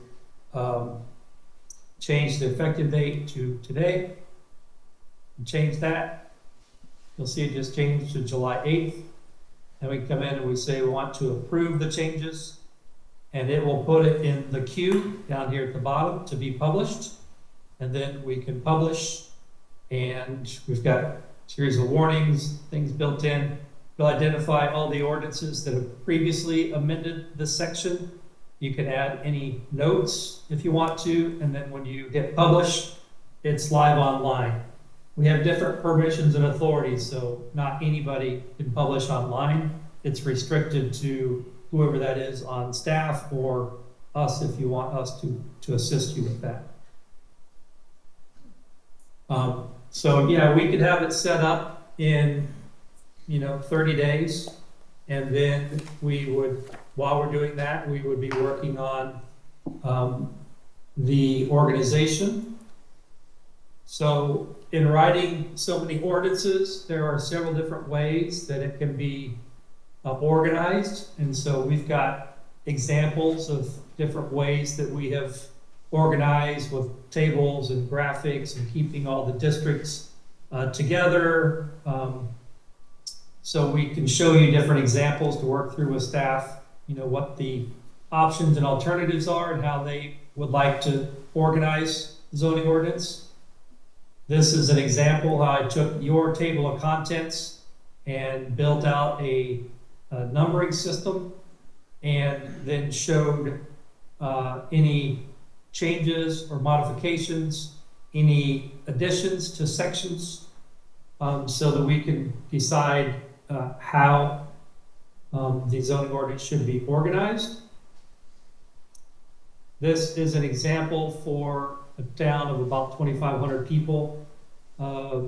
We're taking their zoning and subdivision ordinance and putting it together into a unified development ordinance. And this is an example that shows them their current provisions and the proposed organization, and then any notes. So this is a tool that can be used after it's organized for staff to know, sections where they were and where they're now located. So we work through this with staff to make sure that nothing falls through the cracks, that every section is accounted for, and it's organized in the way it would be used.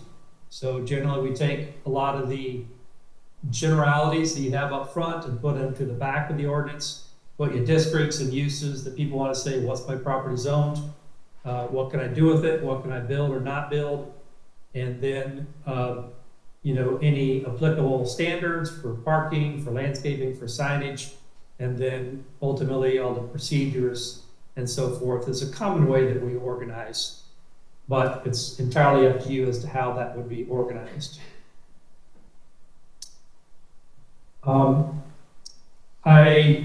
One of the things you asked for in your RFP was to clarify language.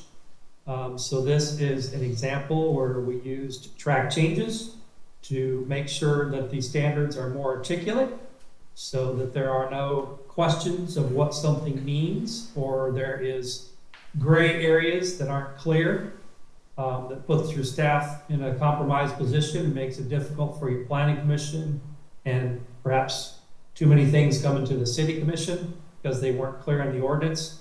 So this is, doing track changes. And then I also showed an example of the way your ordinance is organized today and the way it could be organized. So rather than having one big paragraph, breaking it down into numbered lists and being more articulate and clear so it's easier to follow. Are there any questions to this point?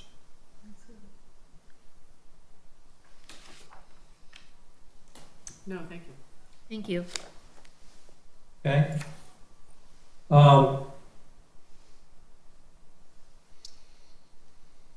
So to go through, we would basically create a page that's unique for you.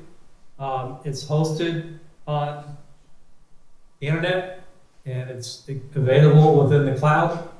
That has the advantage of giving you 24/7 access from anywhere at any time. You have full backups always available to you and the full history of all the archives. We can create the current ordinance and then archive it with the new updated and improved modernized ordinance. You have full search across the entire document or other documents as well. And that search can be tailored by section. All the tables can be pulled out for user simplicity. And then we can create a zoning navigator like this if you choose, so that your ordinance is easy for people to find information they're looking for and navigate through the zoning ordinance.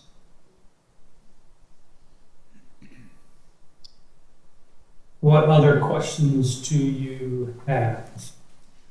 Brett, quick question. Do you find that most communities update their ordinances if it's simply a text update? Is that something that you find that they do themselves, or do they work through you? Well, it depends on what you want to do. If, in this case, it's my understanding that we're not making any major policy adjustments, or we're not, making any substantive changes. We're simply making it in a better format, easier to navigate, easier to read, neat and clean, so that it can be administered by your staff and used by yourselves and others. Our work, we usually have 10 or 15 different projects going on at any one time. A lot of times that's because there's been a new comprehensive plan and they want to, rewrite and update their ordinance to reflect the plan policies. Other times it's just been 20 or 25 years since there's been a comprehensive update. They just want to take a look at the whole thing, identify what's missing, and oftentimes it's to pull all development related regulations into a single document. It's called a unified development ordinance. So as opposed to having separate zoning ordinances, separate subdivision regulations, and separate floodplain regulations, you pull all those together into a unified ordinance so that you can cross-reference and streamline procedures, take out unnecessary steps, and make the document a lot more certain and predictable. So if we have a number of ordinances we're in the process of editing, 3 or 4 or 5, we were thinking we should wait until we employ one of these opportunities. Or would you, if we decided to go with you, would you just have us implement everything as it is? And what would you charge for the changes that we would want to make? Well, I think it'd be a good opportunity for us to set up the site and get your current zoning ordinance into it, and then train staff on how to make changes like you see here. So it'd be a good way to train you by making changes that you're working on at this time. We keep versions, which if you've done much work on writing and rewriting and having multiple departments or other people look at it, have the attorney look at it, and you go through multiple versions, it can become very, very confusing to manage all of those separate versions.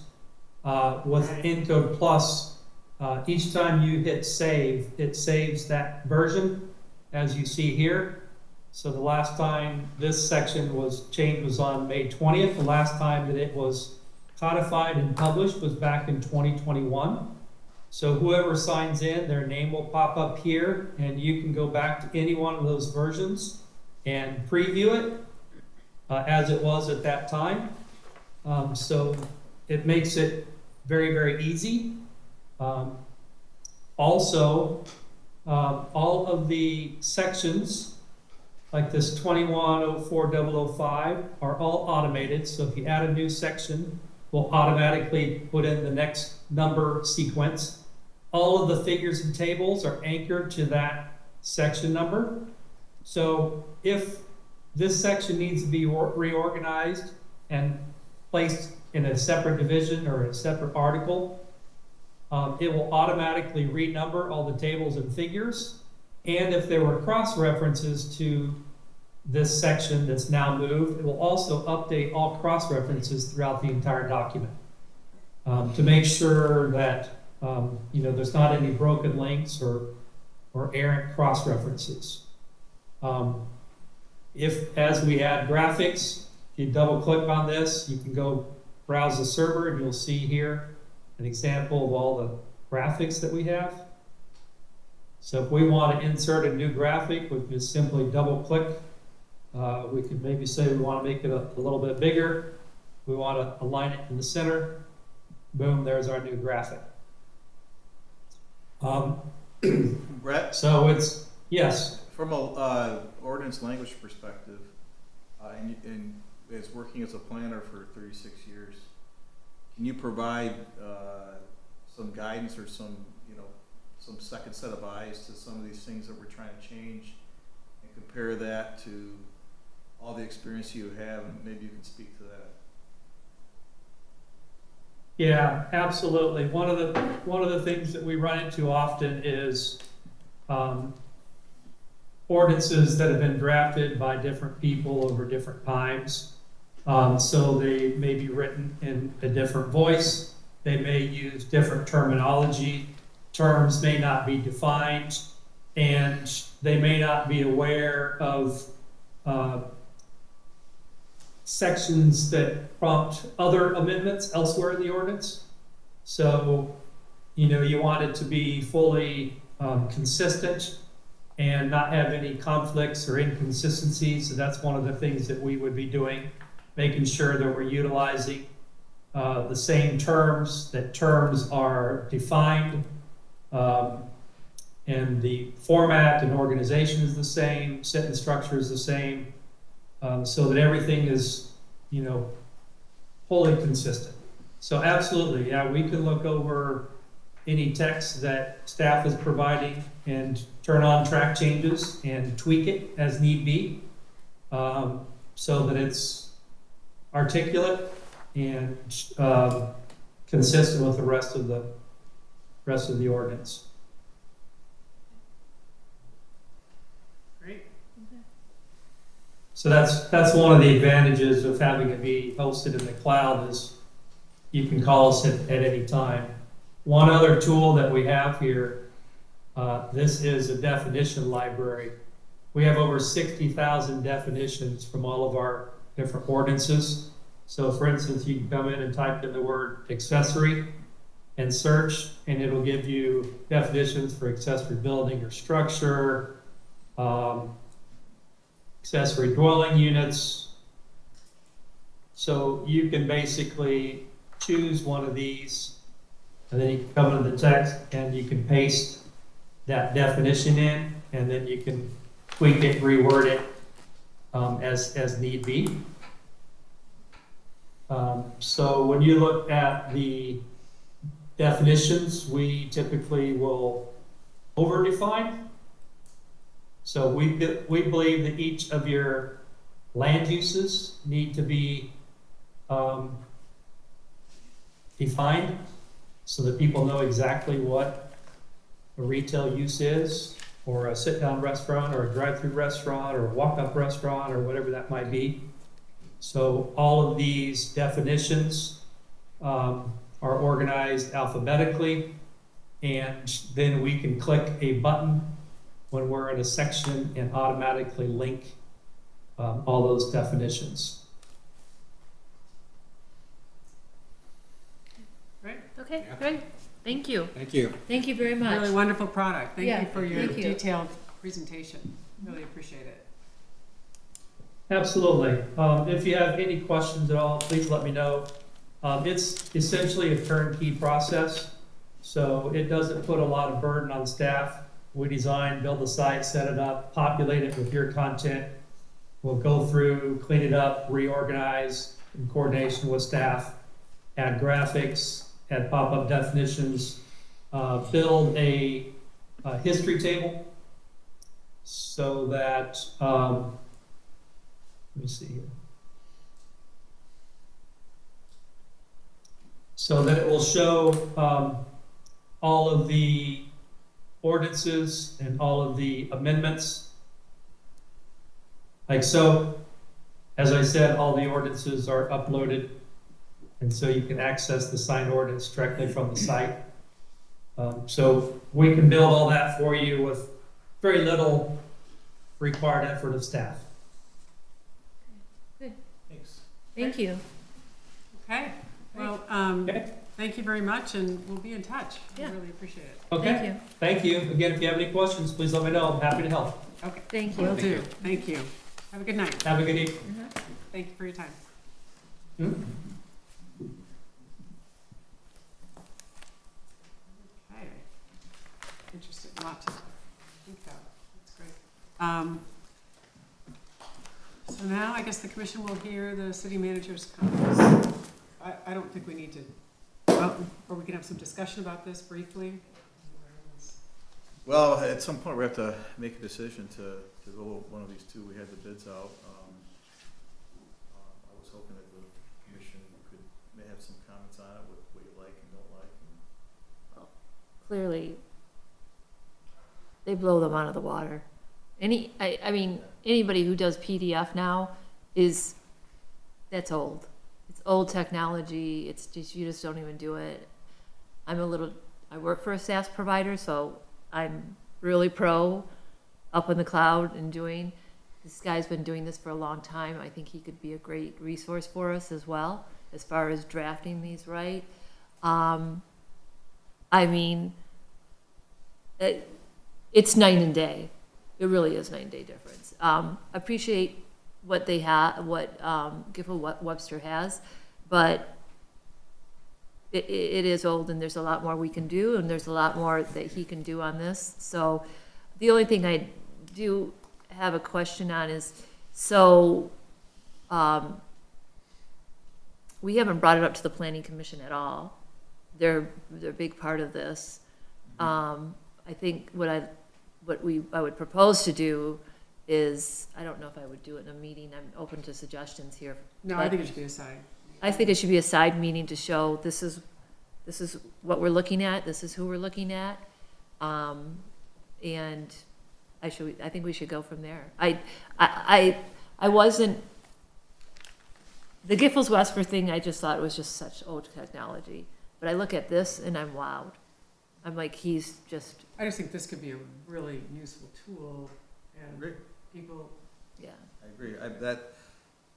I'll tell you my opinion now, but I didn't want to influence you, but I know that half our staff felt one way, but I know Amy and I definitely felt that an or the cloud type of product would make the most sense for the city. Nothing against Giffords Webster's product, but Oh, yeah. it's just, there's so much more we can do with this. Oh, yeah. And it's the right thing for the city. I think, yeah, well, however you want to do this, I mean, I think what they could do, though, and you asked a great question, do we wait? But if we could get them engaged, if the commission at some point agrees to get them engaged, we can at least get this process started, get all the stuff downloaded, and then work through. They will have to work through with the planning commission at some point. Right. To get this, because it's a change in the zoning ordinance. Even though it's not a change specifically in the language, and Mark probably has a better way of saying this, but it's still, it would still have to go to the planning commission. well, the nice thing also is if we do go with this company, they would have the original, everything we have in place now, Yes. and we could all work, like they said, we could all have our different versions labeled and all work. And they can do it, Together they with can the do a changes. history, go backwards. I mean, it's an extra thing, but I think it'd be great for the city. We're always looking backwards.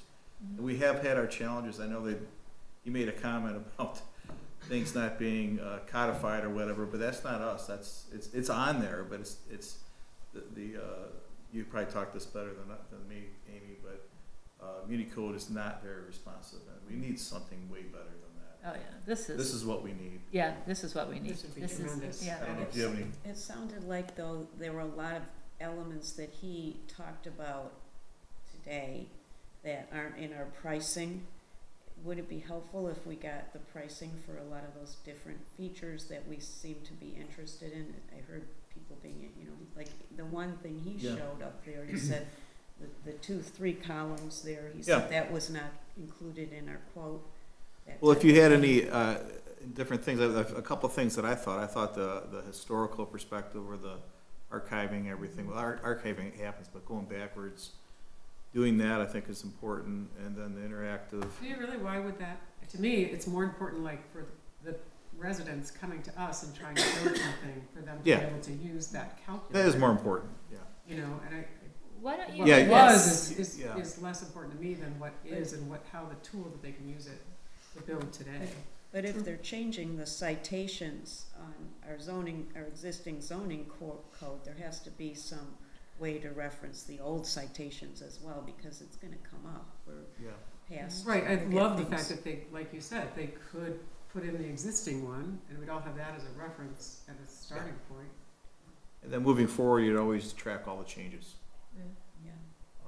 And also, if they could have some sort of algebraic formula calculator, that would Yes. be really cool. That would be. Why don't we do tremendous. this, Dave? Why don't, instead of us sitting up here guessing what you want or what you don't want, why don't you get with your staff, sit down, know we're gonna go in this direction and say, what do we really need? What do Okay. you guys need? What do you help? And then just say, this is what we met, we talked, we think this would be most valuable, and then just bring it back to the commission.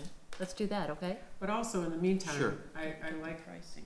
the idea of, before they know that we're really interested, before we tip our hat, ask them to come back to us with a modified quote for our small town to implement the Absolutely, algebraic equation. I can do Because that. it sounds like they would give a huge discount if they knew we were on the, we Like for needed the a hook. $4,500 cost for the zoning, interactive zoning map, probably be a lot less, yeah, I'll find that out.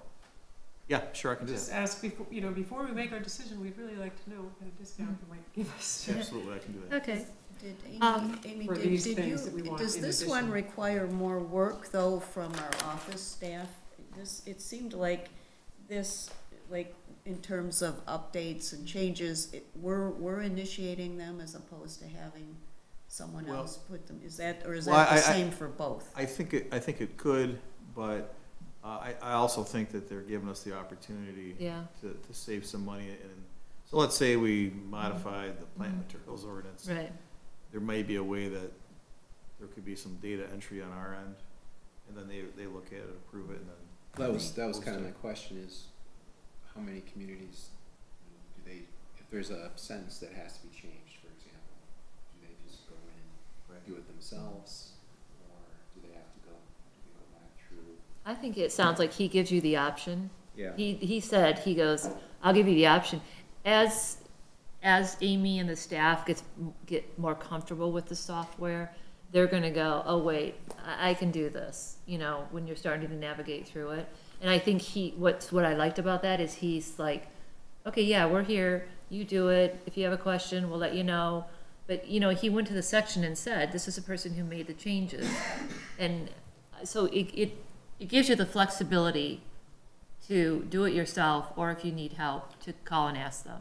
No, I got the impression that we either have to say they're gonna make all the changes, or we opt to I can find out. Yeah, find implement out. the Find changes. out There's that- an optional, That's what our fee is based on? there's an optional, it's in here.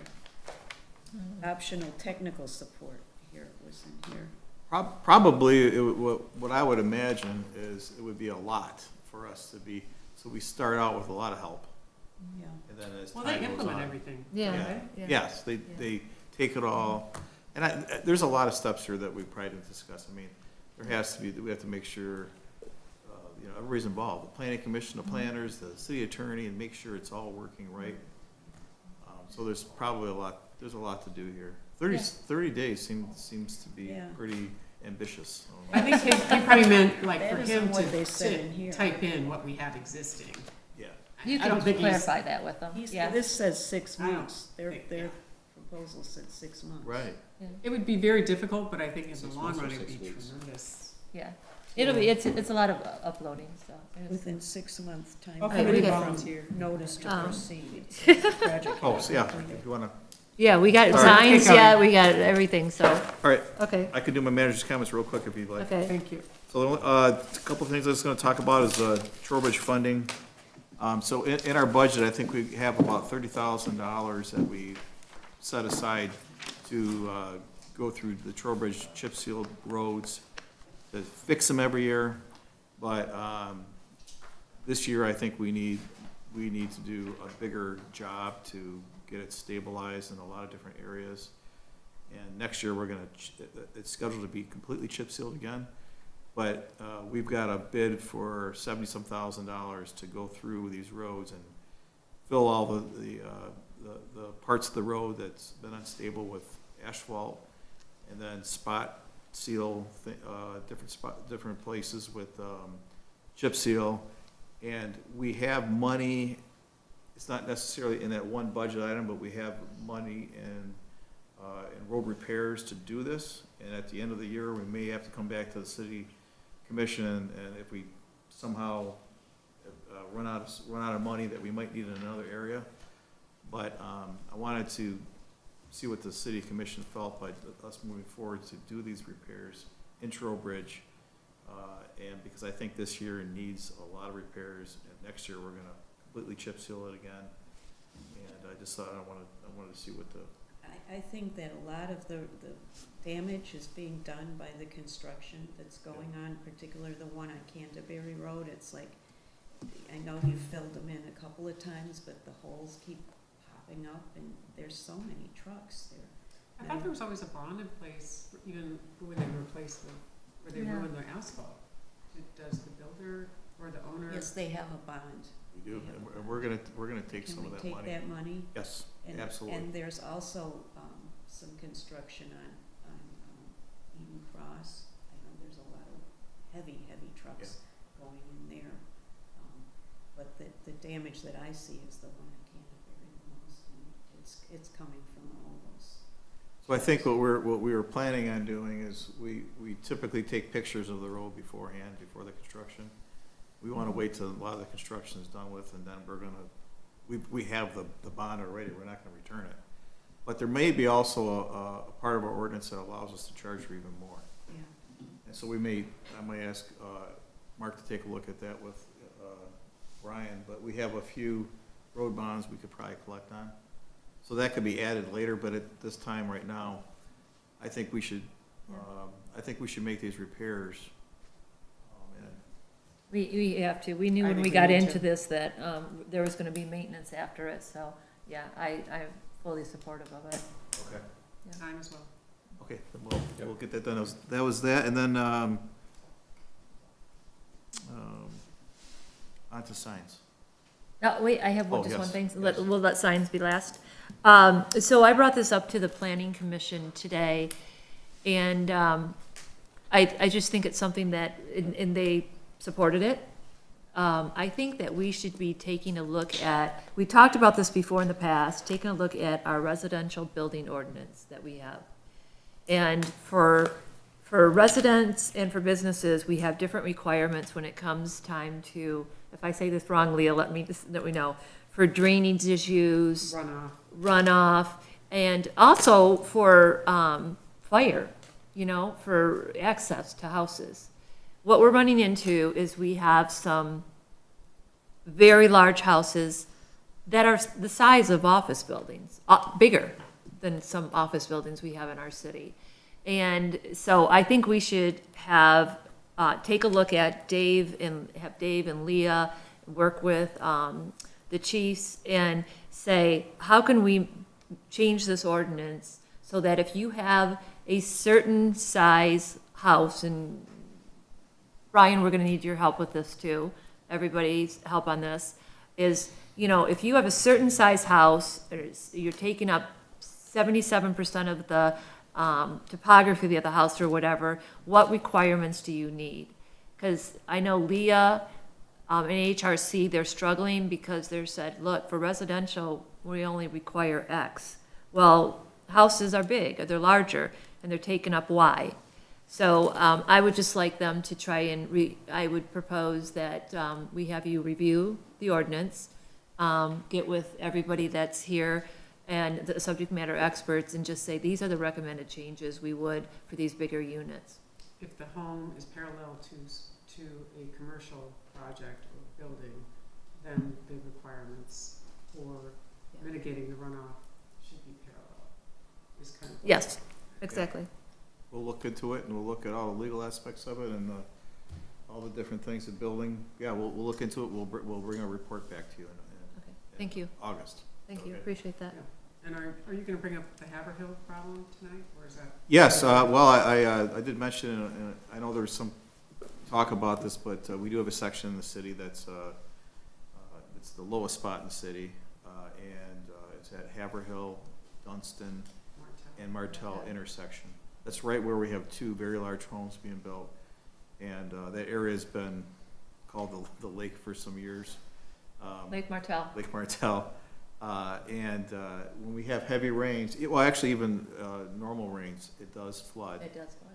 And so, yeah, that's, the problem is after I I heard about this issue, I remember talking to Jamie Burton about it, I called him again about it, he sent me all those maps, I think I forwarded it to everybody, but he essentially said there's two ways to fix this. One is to take this, actually what's going on there is a sanitary and stormwater combined sewer.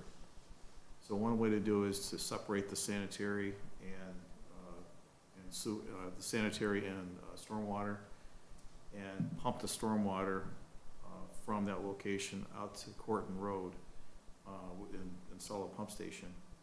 And the other way to do it, I guess, is to separate the sewers and restructure piping, which either case is very expensive.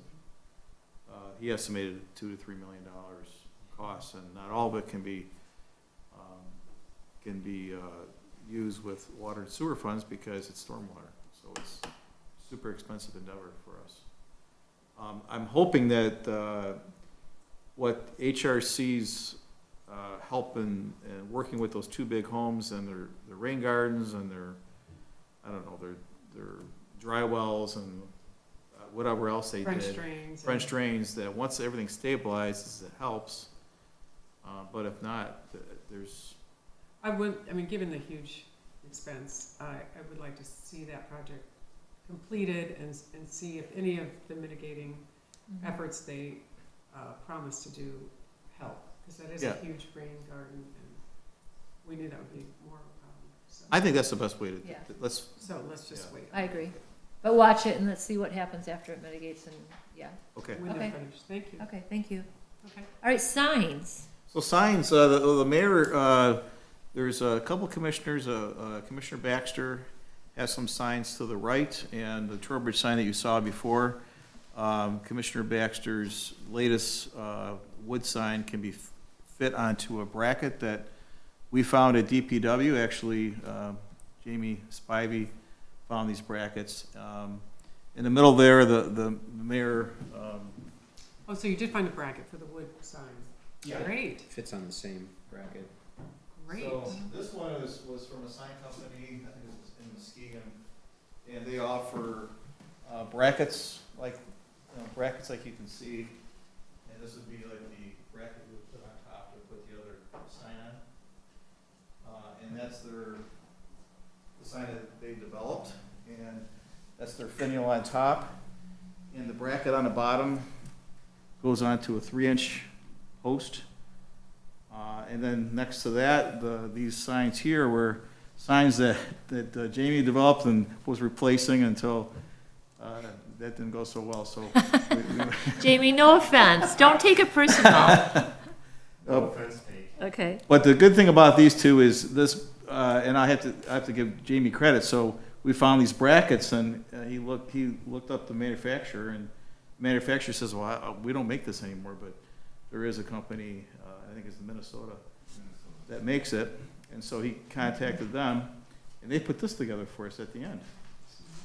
So that's the signs they make. You can get it at any time. The brackets themselves, they order once a year. So That's this one? all the way to the left.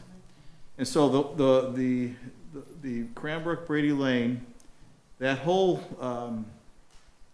brackets and the bracket that goes on top of the posts and the finial and the signs, the total cost is $186. Oh. The one to the, well, that's, but the sign that the sign company in Muskegon provided us would require us to replace all the posts. That's the middle one? Yeah, it's the middle Okay. of Trowbridge Road. Okay. That one was, I think it was essentially about $300 for that markup right there. Okay.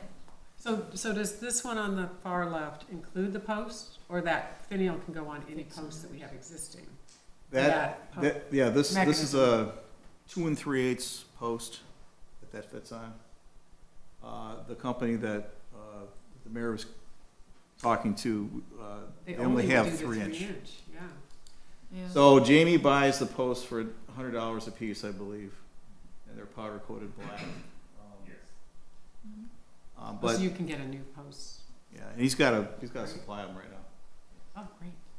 I love that one. And pretty much, I wanna say about 70% of the street signs that are out there already have that bracket on the post. Yeah, that's the original. That's the The original bracket in the city, I think, goes back to the 20s and 30s, and the only difference between the original and what you see on the left there is that and that matches the original very closely, except the original had end caps, Yes. which on this wooden sign here, that little decorative feature on the end is a simulation of that end cap. That's what it kind of looks like on the old signs. So it'd be kind of cool to find out if, I don't know if they have anything that would, an end cap on, that caps the two metal signs. I mean, that's very simple, but there's really nothing, spacing them apart other than the central part of the bracket. Oh, you mean like I'm sorry, Yeah, can I you get up? can I put can something just on see the it. side here, or you can draw them together. Oh, Well- that's what you're talking about, right? Well, Brad? the original signs had a specific end cap that kept the spacing so that the metal was parallel, and so you don't have to pull them together. These metal ones have grooves cut in it for the top pieces that fit in there, so they'll stay Okay. equal. Yep. But I know what you're talking about. Yeah, end the caps old ones are have the. on- Yeah, on some of the stamped Mm-hmm. metal ones, Yeah. yes, there was end cap. I can look in my sign book and see if there's, Yeah, that would look good. Thank You're you. right, because that would Yeah. make it look like authentic from. But you see that curve on the ends? Yeah, of the- yeah, uh-huh. That's what the metal end cap looks like, if you look at Oh, okay, Okay. yeah. So is there any post that the wood would work on? it. It works on the same thing. Well, I'm seeing this metal, it's not the same thing. The only reason it's not is because the hole in the center is just a slight bit too small, so it's not going down on the post, but it would look just like that. So you'd have the wood with the metal finial and the metal post? Like the one on the far left, is what you're saying? Yeah, you would replace the two metal pieces, top and bottom, with two planks. And It how goes much are through the those? middle? Yeah, there's a hole in the.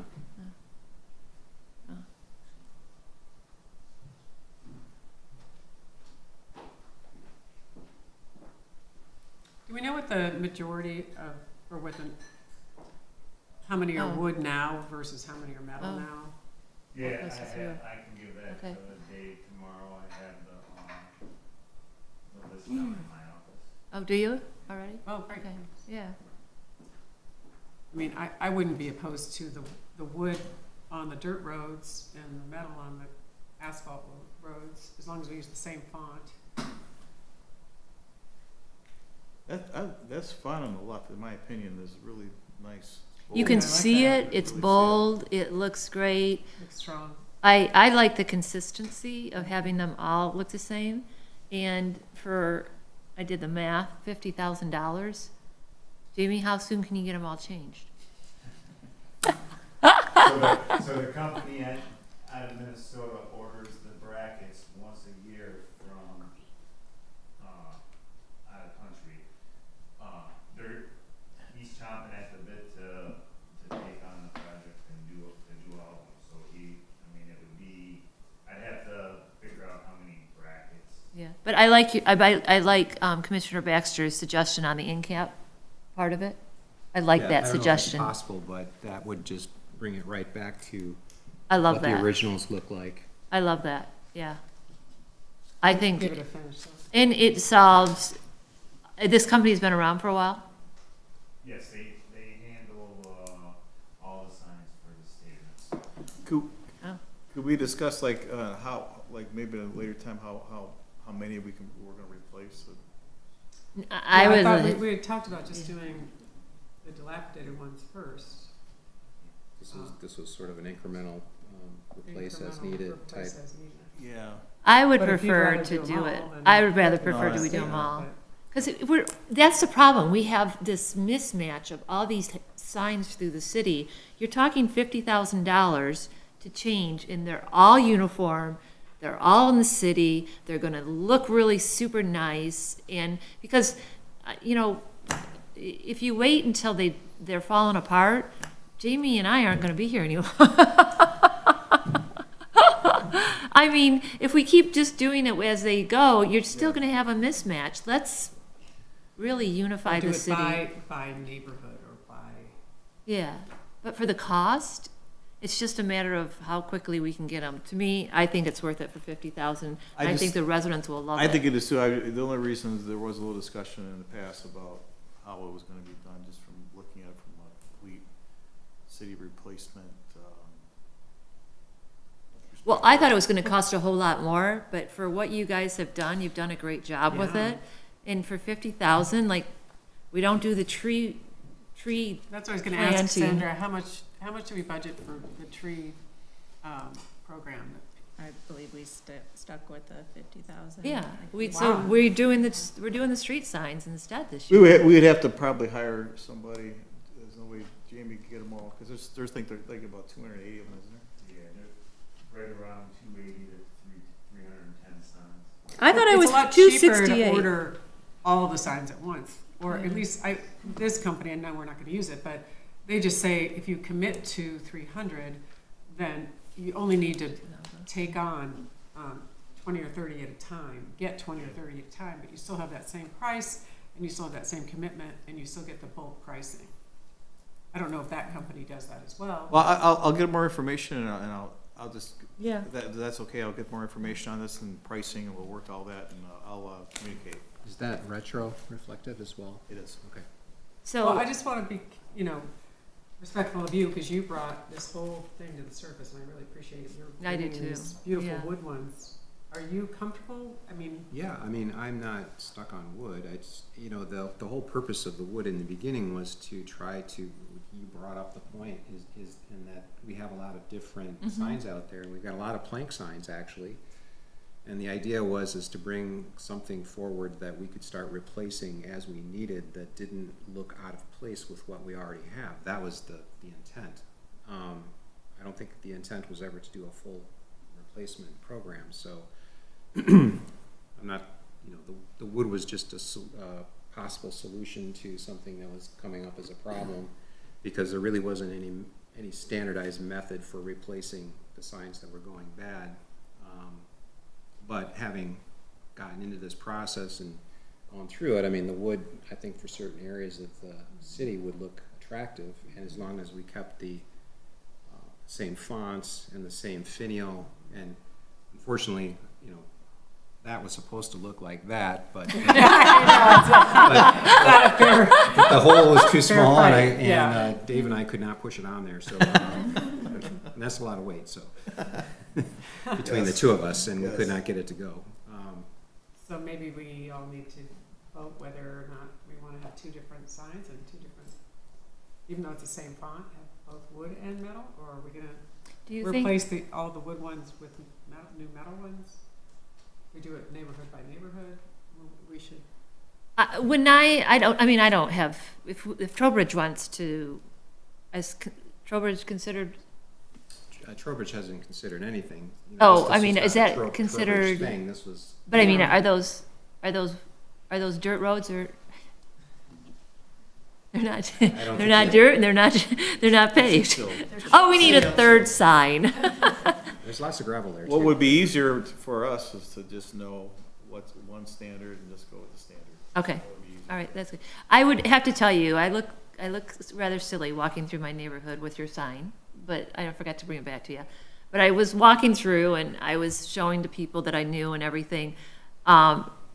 They all were for 100% having new signs they could read and have it be standard through this community. Everybody I talked to, I said, do you want wood? Do you want this? And they're all like standard. All of them looking the same. They thought it would look really sharp.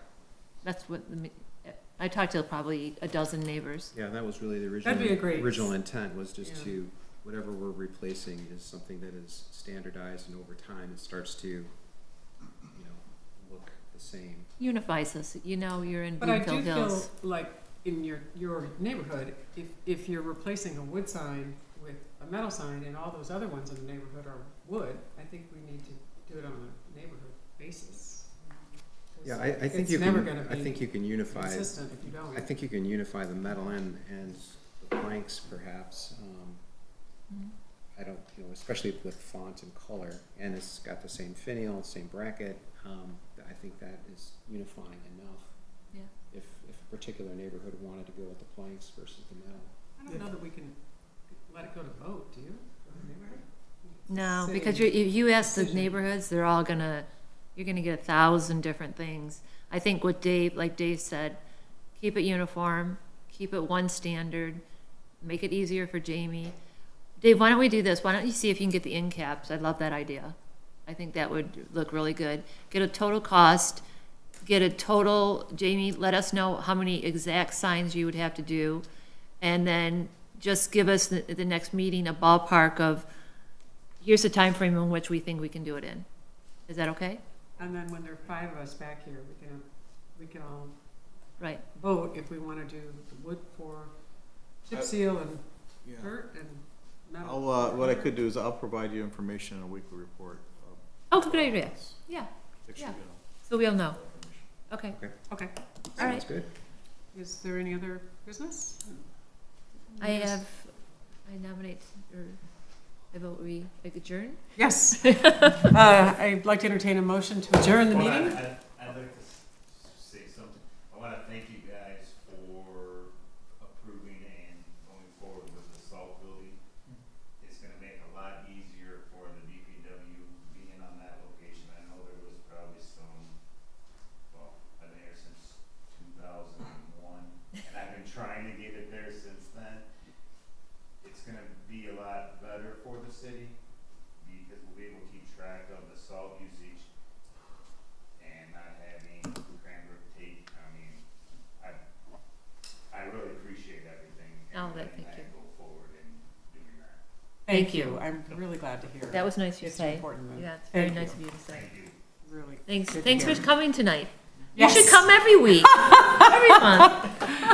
Oh, my gosh. May I right. hear a motion to adjourn? Motion to adjourn, so moved. Second? I second that. Yeah. All right. Meeting's adjourned.